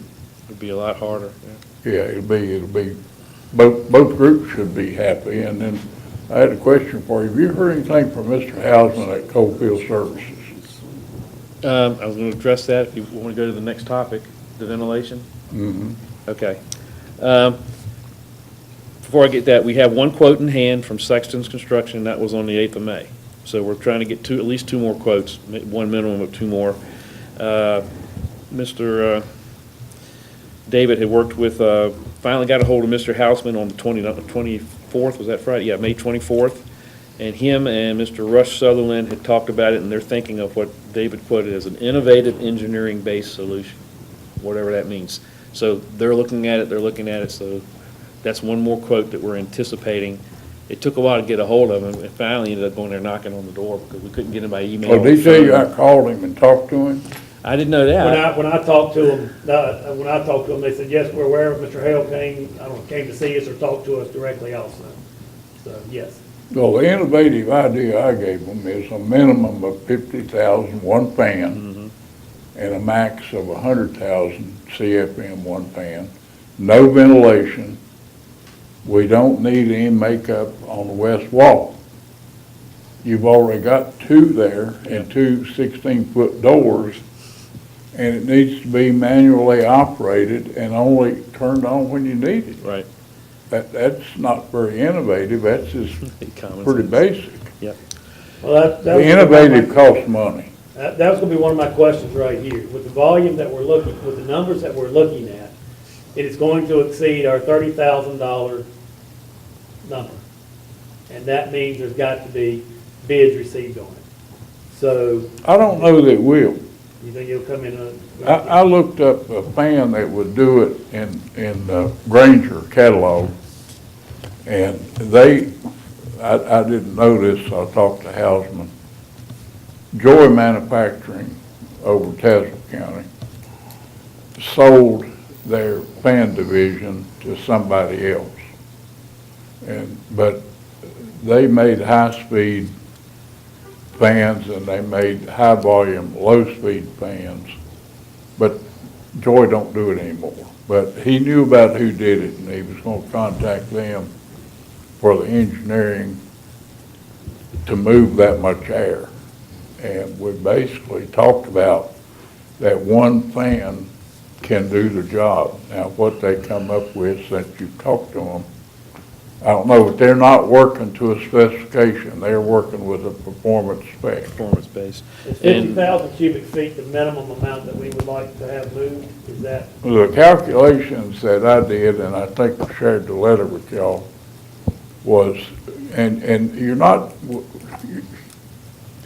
dealing with square footage, you're dealing with cubic feet, and it's astronomical when you do the arithmetic, it's not even math, how much cubic feet of air is in that thing. You're getting up in millions of cubic feet of air. But our problem is localized in that these functions that are being done in there, that are money-making functions, are not something that a normal building is designed for. If you take wore-out old cars that don't run good and get them in there and try to destroy them, that's not really covered in the code because nobody ever thought that would happen in an enclosed building. So they don't run right. They run ethanol, which creates another air problem. And the good thing is that it's lighter than air and builds up in the apex. No, So- that's the reason I asked that question, because just what you're stating, my concerns are, I think we'd be better off to have some type of engineering plans that's addressing all of those issues and say, this is what we need to address this, and then put out those specs to bid. I don't know if 50,000 cubic feet and no intake fans takes enough of it out or doesn't take it out. Mr. Vaughn, I don't think the air side of the engineering is going to be his strong suit on it. I guess that's the question. We can do trial and error, but do we need to just? Well, it's a function for a mechanical engineer, and you use those same principles of you got this much air, and you got this many cubic feet, and you want to change that air. If you were going by the code, it's 4 times an hour. That's why we have infrared heat in there instead of volume air heat. Because if you comply with the code to move the air, and the code for human beings, not old cars, is 15 CFM, and you do the math, 15 CFM per person times 5,000 people gets into a big number real quick. And Lane's fans don't even cover that part of the code. The fans that are in there just can't do the job and weren't never designed to do that job. And then we bring in these old cars that don't breathe well and exhaust bad. It just blew it out of proportion, so it's a big volume when you got cars in there. Anything else, Bill? Yeah, just to follow up, there's a third contractor that we've had some discussions with last Friday in the morning, Fairview Contractors. So we have one quote in hand and a potential for 2 more. Move ahead. What were their quotes as ridiculous as that when you brought us the last time? Like, I really can't say what the section number was now, but it's more than we were talking about. Yeah, the one quote he's got in hand is the one you've seen. That's it. That's it, yeah. So the other 2, I don't know yet. Okay. Okay. Any other questions? Oh, thank you, Bill. Thank you. Don't forget about the reception, Friday, the 31st at the Meeting Center, from 4 to 6. I do have one thing I'd like to say just for information is Mr. Alan Duncan's visitation will be at 6 o'clock tonight. Who? Born at funeral home. Alan Duncan, he served on this board here. He served 2 or 3 times here, did he? I think he was, I don't remember how many times, but yes. I guess mid-90s was the last time he served. gosh, I I think that was sometime in there. can't remember when it was. We're going back tonight. Yeah, we'll come back at 7. You still want to have a closed session, personnel? Yes, closed session, I would request a closed session for 3 items. 2.23711A1 personnel, A3 acquisition or disposition of real property, and A5 discussion of prospective business or industry. Have a motion, go into closed session. So moved. Have a second. Second. All in favor say aye. Aye. Opposed? We're now in closed session. You gonna stay in here? Take a motion to come out of closed session. So moved. Have a second. Have a motion and second. All in favor say aye. Aye. Opposed? We're out of closed session. Mr. Lester, you want to read the certification? Whereas the Wythe County Board of Supervisors has convened a closed meeting on this date pursuant to an affirmative recorded vote and in accordance with the provisions of the Virginia Freedom of Information Act, and whereas Section 2.2-3712 of the Code of Virginia requires a certification by the Wythe County Board of Supervisors that such a meeting was conducted in conformity with Virginia law. Now therefore be it resolved that the Wythe County Board of Supervisors hereby certifies that, to the best of each member's knowledge, only public business matters lawfully exempted from open meeting requirements by Virginia law were discussed in the closed meeting to which this certification resolution applies, and only such public business matters as were identified in the motion convening the closed meeting were heard, discussed, or considered by the Wythe County Board of Supervisors. Have a second on ratifying this resolution. Second. Any other questions? Hear none, we'll do a roll call vote. Mr. Horny? Aye. Aye. The chair votes aye. Mr. Byers, anything else to come for the board at this time? No, the only thing was just, there was on there just a notification reminding everybody 4 o'clock on Friday. And other than that, 7 o'clock tonight for our public hearing on the 6-year plan. Okay, hear none, we'll be in recess until 7 p.m. tonight. Good evening, everyone. It is 7 o'clock. We do have a quorum, and I'll call the Board of Supervisors meeting back to order. And here tonight, today was our day meeting, but we're here tonight for the public hearing on the roads, and I'll read the notice of public hearing. The Virginia Department of Transportation and the Board of Supervisors of Wythe County, in accordance with Section 33.2-33.1 of the Code of Virginia, will conduct a joint public hearing in the boardroom of the Wythe County Administration Building, 340 South 6th Street, Whitfield, Virginia 24382, at 7 p.m. on May the 28th, 2019. The purpose of the public hearing is to receive public comment on the proposed secondary 6-year plan for fiscal year 2019/20 through 2024/25 in Wythe County, and on the secondary system construction budget for fiscal year 2019/20. Copies of the proposed plan and budget may be reviewed at the Whitfield Regency Office of the Virginia Department of Transportation, located at 2843 Chapman Road, Whitfield, Virginia 24382, or at the Wythe County Office Building at 340 South 6th Street, Whitfield, Virginia 24382. All projects in the secondary 6-year plan that are eligible for federal funds will be included in the statewide transportation improvement program, which documents how Virginia will obligate federal transportation funds.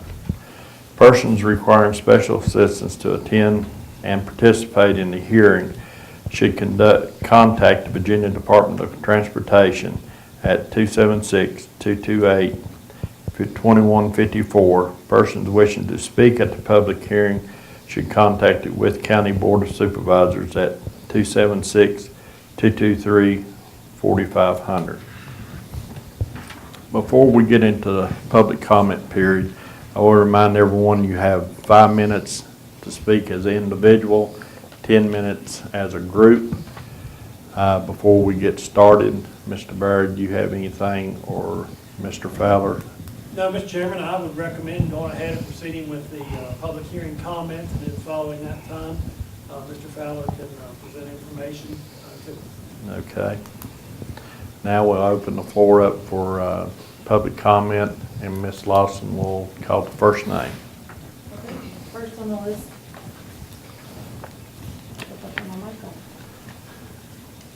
Okay, first on the list, we have Mr. Clemens. Thank you. Come on up to the, give your name and, I'm give not your, loud enough right now. give your name and address, My name please. is Todd Clemens. I live at 457 Sherritt's Road. Our road has been submitted, and I would like to pass along to the board that all consideration due for our road improvement be considered. Which one, which road? The Sherritt's Road improvement, Route 600. It's a gravel road right now, a secondary road, and I would like to comment that we have had in the past, the road being a secondary road, VDOT plows go right by us, and we have to wait for our contractors to come in, and our road drifts terribly bad during the wintertime, plus the rain wash out during the summertime. It's constant maintenance on our road. Okay. Thank you very much, Tim. Thank you. Thank you. Thank you. Next on the list, we have Tony Wright. Good evening, Mr. Wright. Good evening, how are you, sir? Oh, hello, ladies and gentlemen. My name's Tony Wright. I live at 909 Gaffer Ridge Road. It's a Royal Treat, Virginia address. State Route 625 goes between Route 11 and Black Lake Road 680. And I'd just like to, for your consideration, for this to be placed on the rural rustic list. I have done, to my knowledge, it's not been brought up. I've lived there for 28 years. I know at the time it was a 7-year plan instead of a 6-year plan. We've been on that plan 3 different times.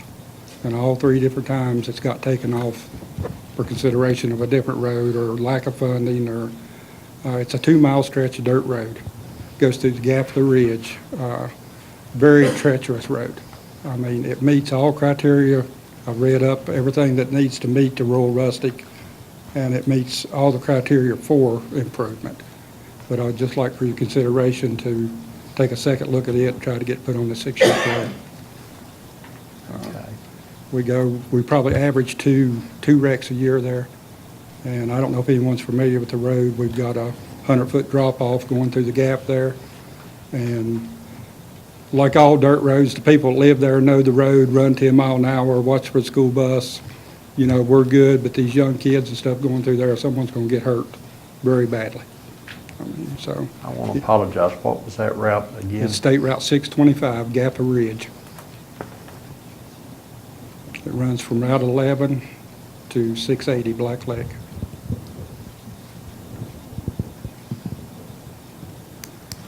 And do you estimate how far it is through there? It's approximately 2 miles. 2 miles.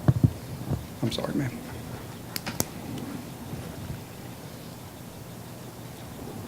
Okay. Appreciate it. Thank you for your Mr. time. Wright. Thank you. Steve Sage. Familiar face. I was just telling Good Mr. evening, Reeves sir. earlier, it's a little cooler in here than it was the last 4 times we saw each other, isn't it? Thank you. My name is Stephen Sage. I live at 326 Brushy Mountain Road. And 30 years ago, I appeared before a committee much like this and asked about getting on the plan. And I was told then that they would take me under consideration. So hopefully our consideration will be a little quicker this time. A couple of things I'd like to point out about our road. I've developed a breathing and nasal problem, which my ENT tells me is not necessarily completely caused by the dust, but it is a contributing factor. My wife, however, has a little more health problems. She's been diagnosed with and that's why I have this paper so I can read what it is, a central nervous system demyelination, which from what I understand, means her brain's turning to water. She was diagnosed 18 years ago, or 8 years ago, and it has led to a complication with her immune system. So because of that, she's unable to really tolerate and deal with dust very much. She was also diagnosed with cardiac issues a year and a half ago. Both of the doctors that she deals with have recommended walking as a way to help offset the problems. She tried walking on our driveway. We have a fairly nice driveway, but then every time a car or truck, someone come by, she'd have to stop because she couldn't breathe the dust. Because of these health issues, I did ask if VDOT would allow me just to pave in front of the house, or not pave, tar and chip in front of the house, but I found out that's not one of the things they'll allow you to do. They said I could either start at one end and pave to my house, or start at the other end and pave to my house. And although I love these people, I don't have the money to pave the road for them. The state does a good job of maintaining our road.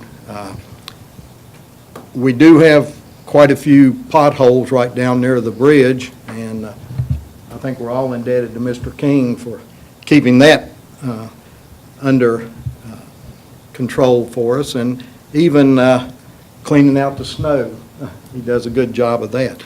But our road's not a bad road, it's just very dusty. The state did tell me that I could purchase calcium chloride, put down, which I have in front of our house, but again, that doesn't last very long. Had a Board of Supervisors member, not from the Blacklick District and not on this board right now, tell me one time, well, you knew it was a dirt road when you moved in there. And we did. However, we figured that maybe in 31 years something would change. As I said earlier, 30 years ago, I spoke and they said I would be taken under consideration. I just hope it's not another 30 years because I don't believe I have that in me. We do have a nice area out there that we live in. We love our house. We love where we live. We just love to have it paved. Thank you, sir. Thank you, Mr. Sage. Yeah, I'm sorry. What the name of that road was again? I didn't hear it. Brushy Mountain, Route 681, I think it is. And Anything that's else? the road for everyone else on the list except the very last one. Just so you all know. Okay, we have James Cox.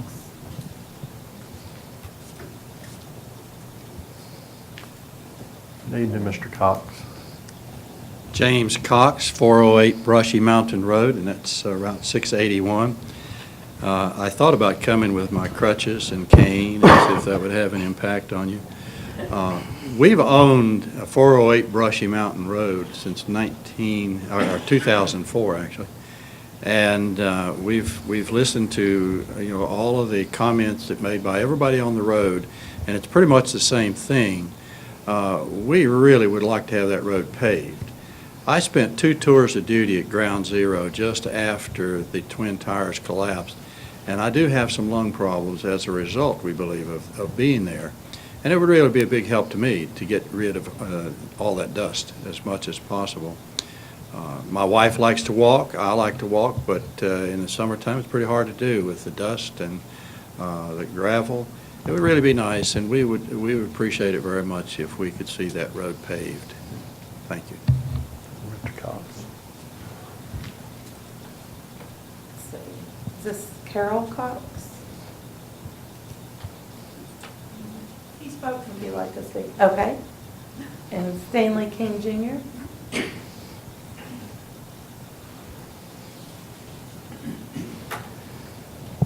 Good evening, Mr. King.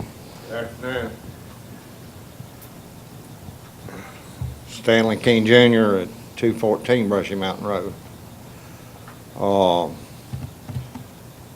I disagree with Mr. Sage. They don't keep the road in as good a shape as they should. I don't know how many times a year, when you come off of the bridge, potholes get so bad that you can't get through them, and there's many times during the year that I put the bucket on the tractor and go down there and fix it. I've plowed the snow on the road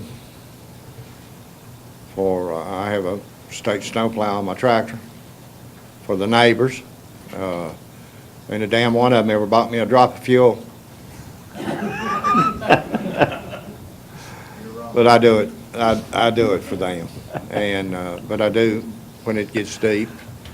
And like I say, it's chug holes and it's dusty.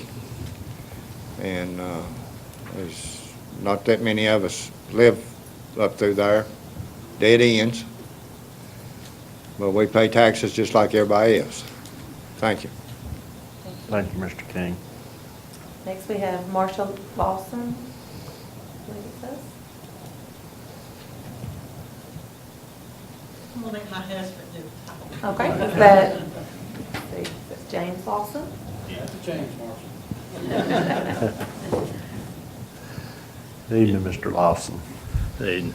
I'm James Lawson. I live 414 Brushy Mountain Road, and it's real dusty, and it'd be nice if we get it paved. It's not but a half mile long. You know, it's not a terrible long road or anything, but appreciate y'all's consideration. Thank you. Did you say your name was James? It's James Edward. Well, I learned something today. I'll sign my name James, but everybody always calls me Eddie or Edward. Next, we have Danny, I believe it says Musser? Musser, yeah. Musser. Oh, Mr. Musser. Thank you. My name's Danny Musser. I live on 405 Brushy Mountain Road. I've lived there since 1981.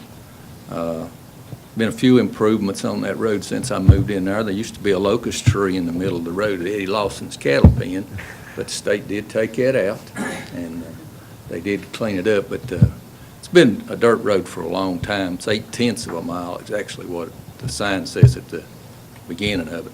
And I'd just like for you to give consideration of having it paved, if you could. Thank you. Thank you, Danny. Next, we have Stephen Ryan. Would you like to speak? Okay. We'll move on to Robert Eastep. My name is Robert Eastep. I live at 160 Brushy Mountain Road. I've lived there for approximately 10 years, but I've owned that property since 1981. And the dust has always been pretty much of a terrible problem.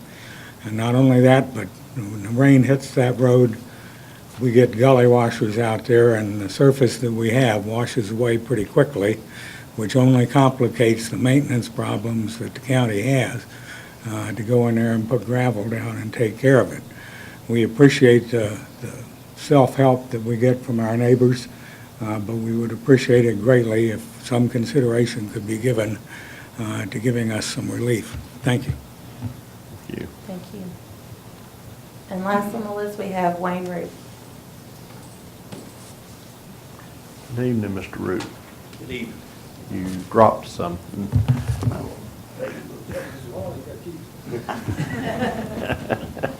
I'm Wayne Roop. I live at 542 Sherritt's Road. I've lived there since 1977. It's 1.25 miles. Started talking to Mr. Fowler and wondered if we really qualified for the number of cars that you consider, and found out that we had something like 90 cars per day going through there. So in the last 2 or 3 years, in the spring especially, when the rains really come out of the ridge, we've had gullies a foot deep. 2 cars that didn't know each other try to pass, somebody's going to end up on the frame. Last fall, I went to each individual up and down the road and got everybody to sign that they were on board with what we were going to try to do. And what we would like for you to consider is the rustic road. And if you could see, take a look at it, and I think that everybody would like to see something done and at least get it up to the point that when we do have a lot of rain, 2 cars can pass out there. Thank you very much. Thanks, Mr. Root. Is that it? That's all we had that signed up. Would anyone else like to speak? That didn't sign up? No? That's it. Okay, I'll close the public comment period. Mr. Fowler? Good evening, ladies and gentlemen. I'm Andy Fowler, representing VDOT tonight. And I'll go through this current 6-year plan, but what I'd like to do, rather than an in-depth speech about the current plan, I'm going to go ahead and jump to the bottom line of what we have to allow us to add projects to the plan. And So- all of you all should have a copy of the current 6-year plan in front of you. On the current plan, if you'll jump to the last page, bottom line number, last number you'll see in the bottom right corner is 588,712. See that? 588,712? I don't think we've got that number on it. No. Okay. This is the newest unsigned plan that we recently updated. And this one is based on where we were able to keep 160,000 in the plan due to the recreational access funding. They do not have that copy. Okay, I've got 6 copies. I can get, Give me one of them, I'll make a few more. okay. And is that state funding? It's, State funding. yeah, and it comes, it's for the counties for building roads. This is specifically for building roads through the county, yes. I think it comes through the state. And basically, every year, there's a certain amount of money that's provided to the counties at the board's discretion to add roads to the 6-year plan. While he's making those copies, I do have a few copies I can give you guys. Andy, would you give a little education of, that we don't have a county road department. We don't do roads. The state does roads, and it has been since 1933. And also, if you got, on the top of your head, how many miles, lane miles of unsurfaced roads we've got? I'm not sure the exact mileage that we have in the system now of unpaved roads. Basically, the 6-year plan is it's a means where the county and VDOT work together. The funding comes through the county to VDOT, and then VDOT will build the roads based on the board's recommendation as to which roads we build. And so basically, the county will hear you guys, and then once they determine which roads they'd like us to review, we'll go out and we review the roads. And we look at them and we see if they meet the requirements of a rural rustic build. And a rural rustic build basically is a build where we can build in place. The characteristics of the roadway and the drainage system is already such that we can easily build the road without creating a complete project where we have to acquire right-of-way or have to do fencing agreements or things of that nature. The rural rustic, we can build those roads without acquiring right-of-way, without extensive sloping and drainage issues. So basically, we'll go out and we review the routes that are recommended by the public to the board. And if those roads qualify for rural rustic, then we proceed with the build at the recommendation of the board. And so, how many people? I think we've got them now. Okay, so we have actually got the plan down now to where if a road goes on the plan, it's built within 6 years. And recently, we've been able to acquire funding from other avenues for certain routes like Major Grahams Road. Recently, we were able to get high-volume unpaved funding from the federal government to take care of that route. So we're paving that route without using the 6-year plan money, so that's left that money in the plan so that we can add more roads to the 6-year plan. We also recently acquired $160,000 of recreational access funding to pave Pump Hollow Road for the county in partnership with the town of Wytheville. And that allowed us to keep $160,000 in the 6-year plan. And so, looking, now you have the copy, right? So the last number on there is $588,712. And that's what we have in the plan now in excess of the roads that are already on the plan. So that equates to, using the rural rustic concept, we build the roads in-house with VDOT personnel, VDOT equipment. We can build, for $200,000 per mile, we can build the road. And so this equates to 2.9 miles. So basically, we can add right at 3 miles to this secondary 6-year plan. And a few minutes ago, Stephen gave you guys a list. You'll see 6 roads that we've recently reviewed. We've recently reviewed Paynestown Road. You see that list?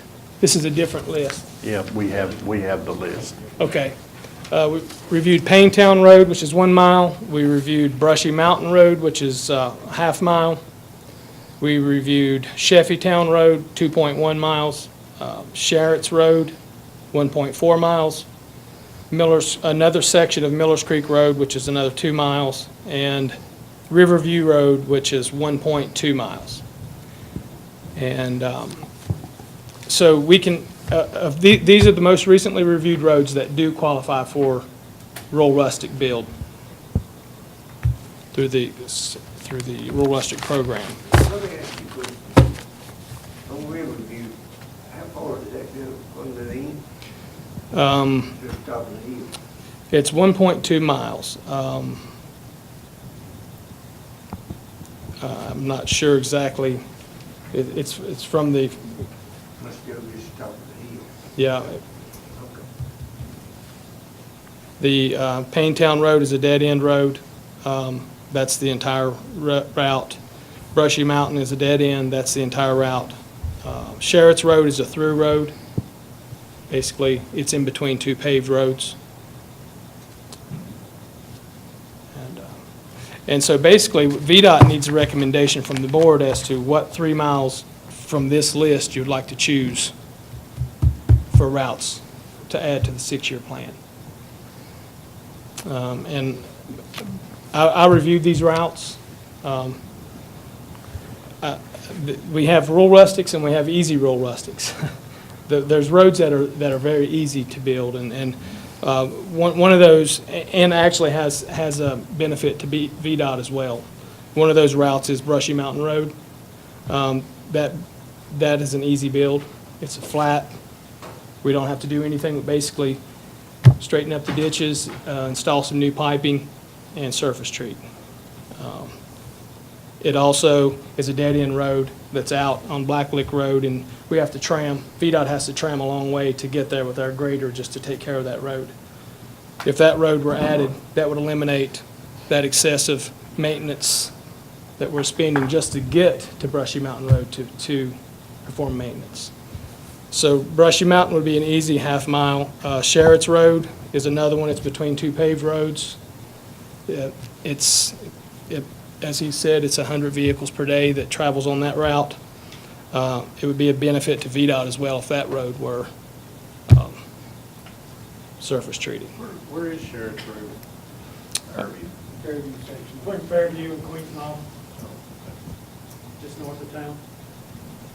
You say it has 100 count. Yeah. And so those 2 routes would be a total of Over money. 2.9 miles, which, No, 1.9. 1.9 miles, 1.9 miles. which would leave an A additional mile. mile. I know we had somebody speak at Gap of the Ridges. Have y'all determined where that can be done? That one has not been reviewed. We reviewed these at the request of a few of the board members that serve those areas. So we haven't reviewed Gap of the Ridge. So we could go out and look at it and review it. Okay. Distance on it's 2 point, 2 miles. 2 miles. Yeah, from one end, yeah. Could I ask a question? On the 6-year plan, is it, does the plan go for a total of 6 years, everything that's on it, and then it quits, and then the board will use it again, or is this a yearly thing? That what you do this year, you can add to it next year? Right. And each year, we build, actually have a history of what we've built in the last 5 years. And we have historically built 5 miles per year. And so we actually, the 6-year plan that's in place now is actually, it's an actual 6-year plan. So if a road is added to the plan, it will be built in 6 years. And then we would add next year, we would add the next year's road. So what goes on today goes out 6 years. What goes on next year's meeting would be out 1 year. You do add every year? We add every year, yes, sir. Andy, y'all don't expect any more money coming in this year? This is it? This is what we have for this upcoming, starting in July, the 2020 plan. And I do anticipate, I mean, I can't promise it, but we've 2 years in a row, we've been able to acquire high-volume unpaved funding for Major Graham Road. And on the current 6-year plan, this new plan, you'll see that Major Graham Road is on there, the final section. We just finished the last funding that we How received. much money's allotted to it? There is 200, I believe it's 262,000. Let me get to that. So if we get high occupancy money for Yeah, that this so- year, Yeah, I and Jeff mean- has applied for it. And so basically, if we do get the high-volume funding for Major Graham Road, let me find it here. that could add another mile. I believe it's a little bit more than a mile Yeah. to finish it, to Red Hollow. I mean, that, if we get high occupancy money, we can add another mile to the 6-year plan. No, they're actually using plank mix. Can you do plank mix for? Well, we can't for the rural rustic, but we can on this high volume. That's what I'm saying. He's asking if it's 200,000 a mile, but it No, costs more than that. The plan. Right, so if we acquire the high-volume funding for Major Graham Road, then this $232,000 will stay in the plan to add roads. Yeah. So that's on top of the 3 miles we can do now. So if that funding is approved for next year, we can finish Major Graham's Road with the high-volume money and not use this money. And that allows us to add another mile and a quarter or so. Maybe a mile, close to a mile and a half. Mile and a quarter. So, yeah, if we add 3 miles today and use the 588 that we have in the plan, Then we can come back and add we can come back, once that is approved for the high-volume unpaved funding, then we can come back and add roads. Or add another a mile. section. Yeah. And that word comes down pretty early, doesn't it? In the next biennium, both times it was Yeah, not keep late it. when we found out about it.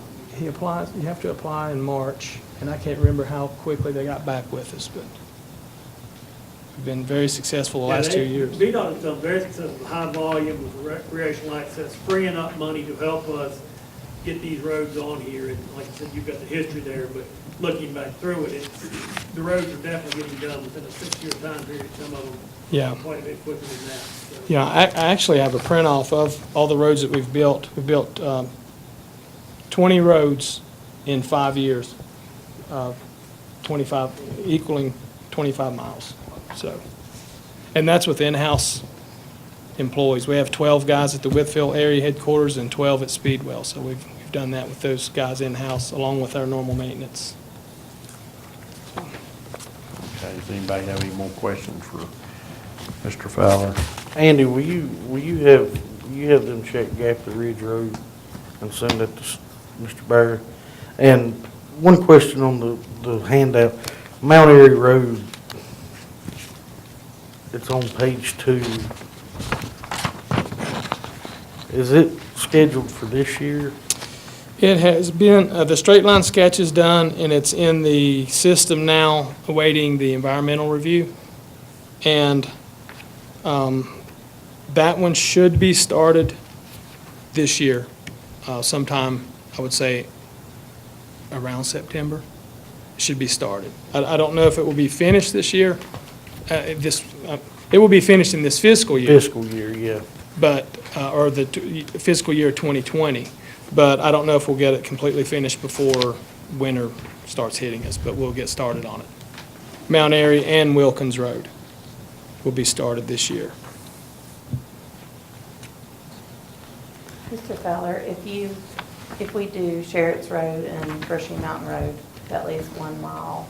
If you all go and look at Gap Ridge Road, and he says they're on 2 miles, and we only have a mile left, do you all look at just doing a mile, or do you wait until we have the funding available to do the full 2 miles?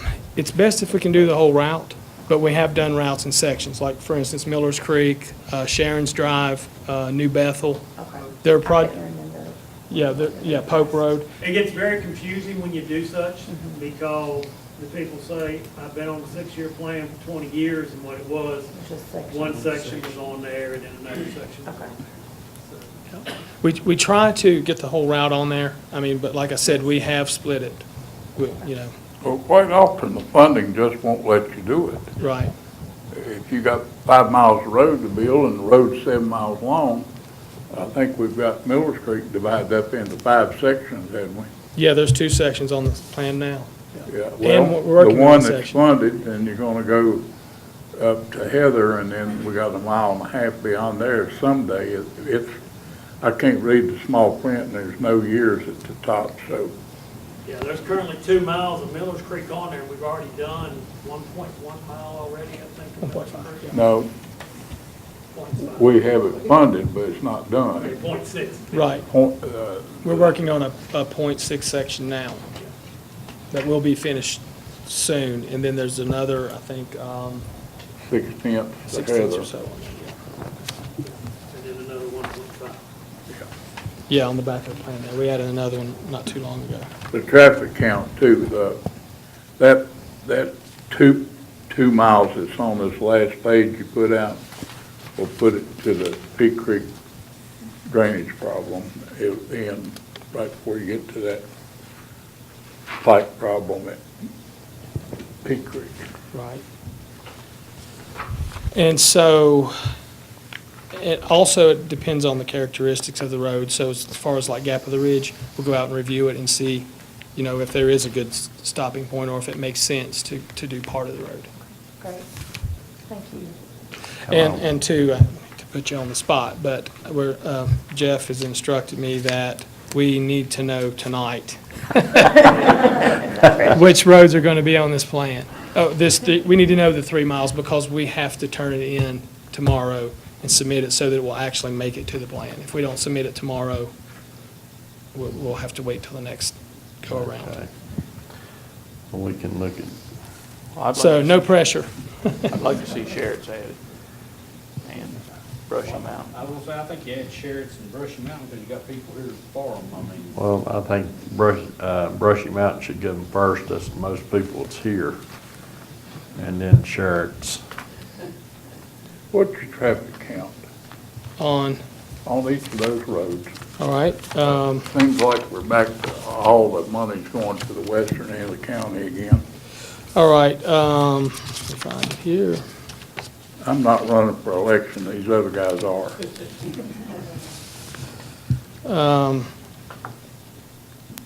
Brushy Mountain is 60. Sherritt's Road is 100.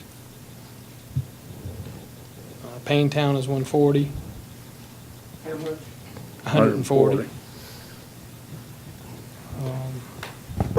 you say Brushy Mountain? 60. 60 vehicles per day. Well, Paintown's in my district, and I don't have no problem with you putting brushes in front of it, because you got people here that really want it. And honestly, it does for VDOT, for our maintenance, it makes sense as well. Because, like I said, we're tramming for half a day to get out there just to grade that road and then tramming back. It's a dirt road. Well, the thing about Brushy Mountain is everybody that's here tonight, I assume, except for maybe Mr. Eastep, they all live on that half-mile part that's dirt. The majority of the houses on that road are at the end, so they get all the dust. Mhm. Mr. Chairman, let's take that 2 miles of Millers Creek off. That makes it a lot easier. And that traffic count on Millers Creek really doesn't count for that 2 miles we're talking about. No, it's on the That front end. 400 traffic count is on the business end. Yeah, and see, we do, when they do a traffic count, they put it up near the front of the road, and so Yeah. you're getting all the traffic. But And as you get that's further not in. being fair. Yeah. You know, we know where the 400 traffic count ends, and this last 2 miles probably has a traffic count of 30. Yeah, So let's just take drastically the 2 reduce. miles off for right now. So these are the roads that we've reviewed for your recommendation to add to the plan, the list that you have there. So you've mentioned Brushy Mountain and Sherritt's, that's 1.9, that leaves a mile. What's- If you had Paintown, that's all 3 miles. Yeah. And Paintown, The other 2 roads that's on there is, one of them's just a tad bit more than a mile. Paintown is another one that requires very little to do. No fence has to be moved, ditching and sloping, there's no sloping to have to be done. We have room for shoulders. It's fairly easy, real rustic. It's lead mines, Paintown Road, I mean, lead mines district. yeah, it's in your area, yeah. I don't think you're gonna get Riverview, you better be happy with Paintown. I appreciate you giving me that money. And I agree with. I was curious from Mr. Hale's comment, I just did a rough number using 4th Street as the dividing line. I put St. Luke's has been in the east end of the county instead of the west end of the county. I'm not sure where it falls on the 4th Street side, but it's in East Whitfield. We currently have 8.27 miles in the west end of the county and 9.2 in the east end of the county. So we're fairly close to even on our 6-year plan. Right. You're having to take advantage of that high traffic funding to get there. I think I left that one off. No, you didn't. I can add, that's not math, that's arithmetic. Well, Mr. King left, we could talk to him about pumpkin farming. I mean, I agree with them 3 roads. We need to put them in order. Priority order is, and my recommendation is, They'll all be on the same year, I mean, Right, what else? priorities. And I mean, actually, Paintown will be done by a different crew than Brushy Mountain and Well, Sheriff, won't it? Let's see. Yeah, Paintown is the Withfield crew, and so is Sherritt's. And Brushy Mountain will be done by the Speedwell area headquarters. Before you have those 3 tonight, they'll all be done in the same year, as Gene said. Theoretically, Correct. yes. Yeah. And so it's up to you guys what order you want to place them in. Like I said, Brushy Mountain, done by Speedwell. The other 2 are in the Withfield area headquarters. So it's conceivable that we, if all the funding comes in that same year, depending on what we're doing at that time, because we're going to obviously be in the process of building whatever roads are in front of those, we should be able to start and finish all 3 within 1 year, 1 fiscal year.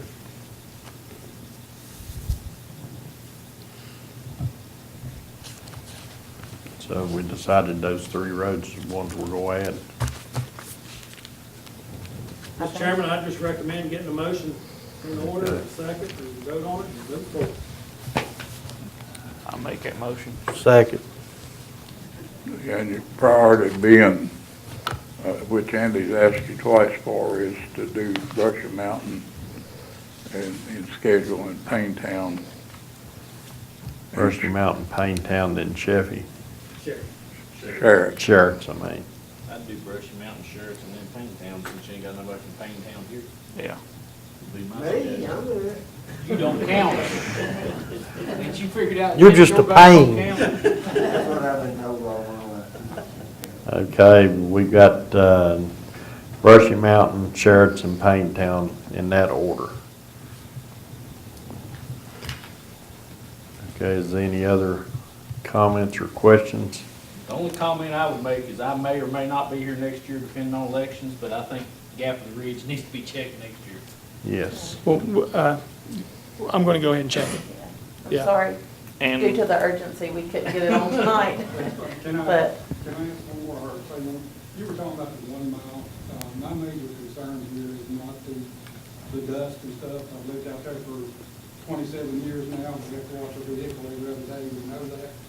If you could go from Route 11, starting that way through the actual gap of the ridge, that's where all the vehicles are going down into the ravine and stuff. And it's more of a safety issue that we're here for instead of, the dirt road part.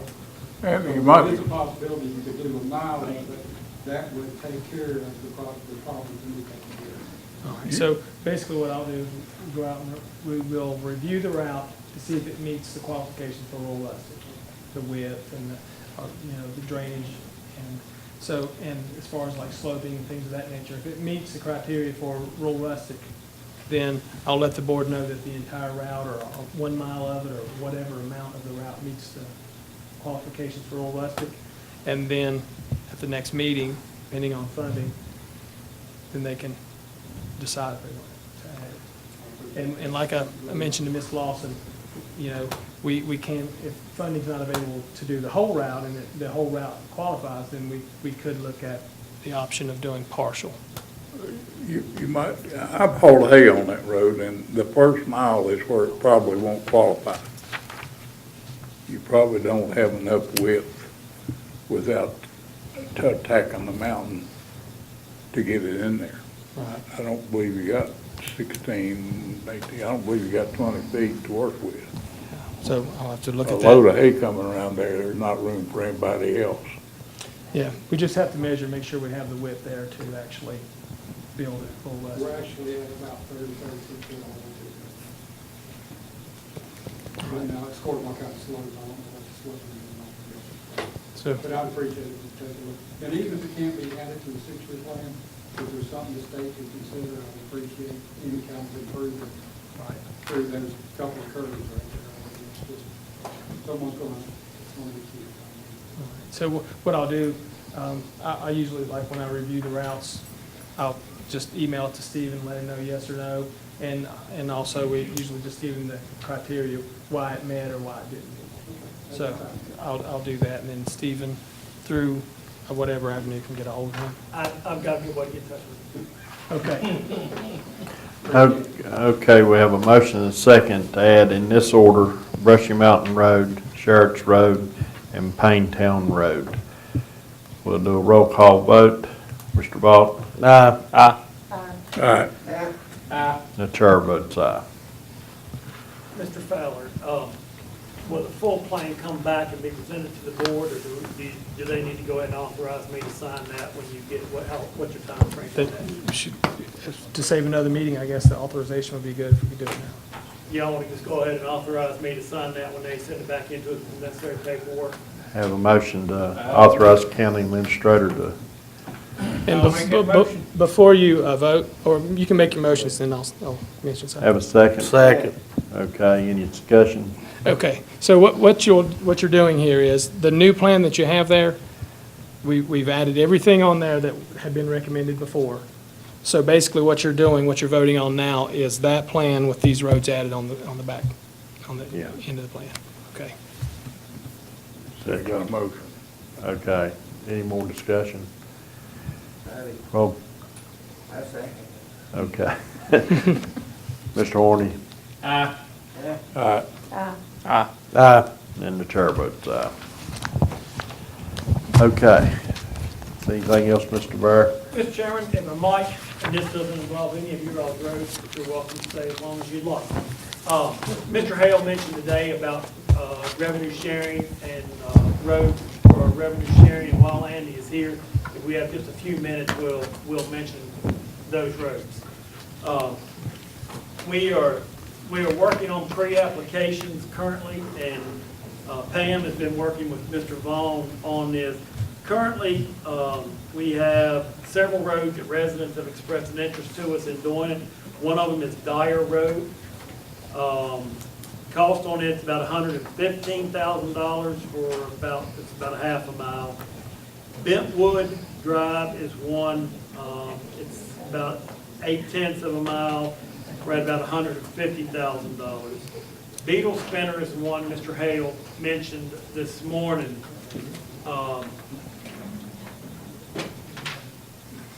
And I will give you all just a copy of the GIS of this. Andy, I don't know how familiar you are with this road or been involved in any of the discussion. I was in the review. Sorry, man. You're familiar with it, I think. Yeah.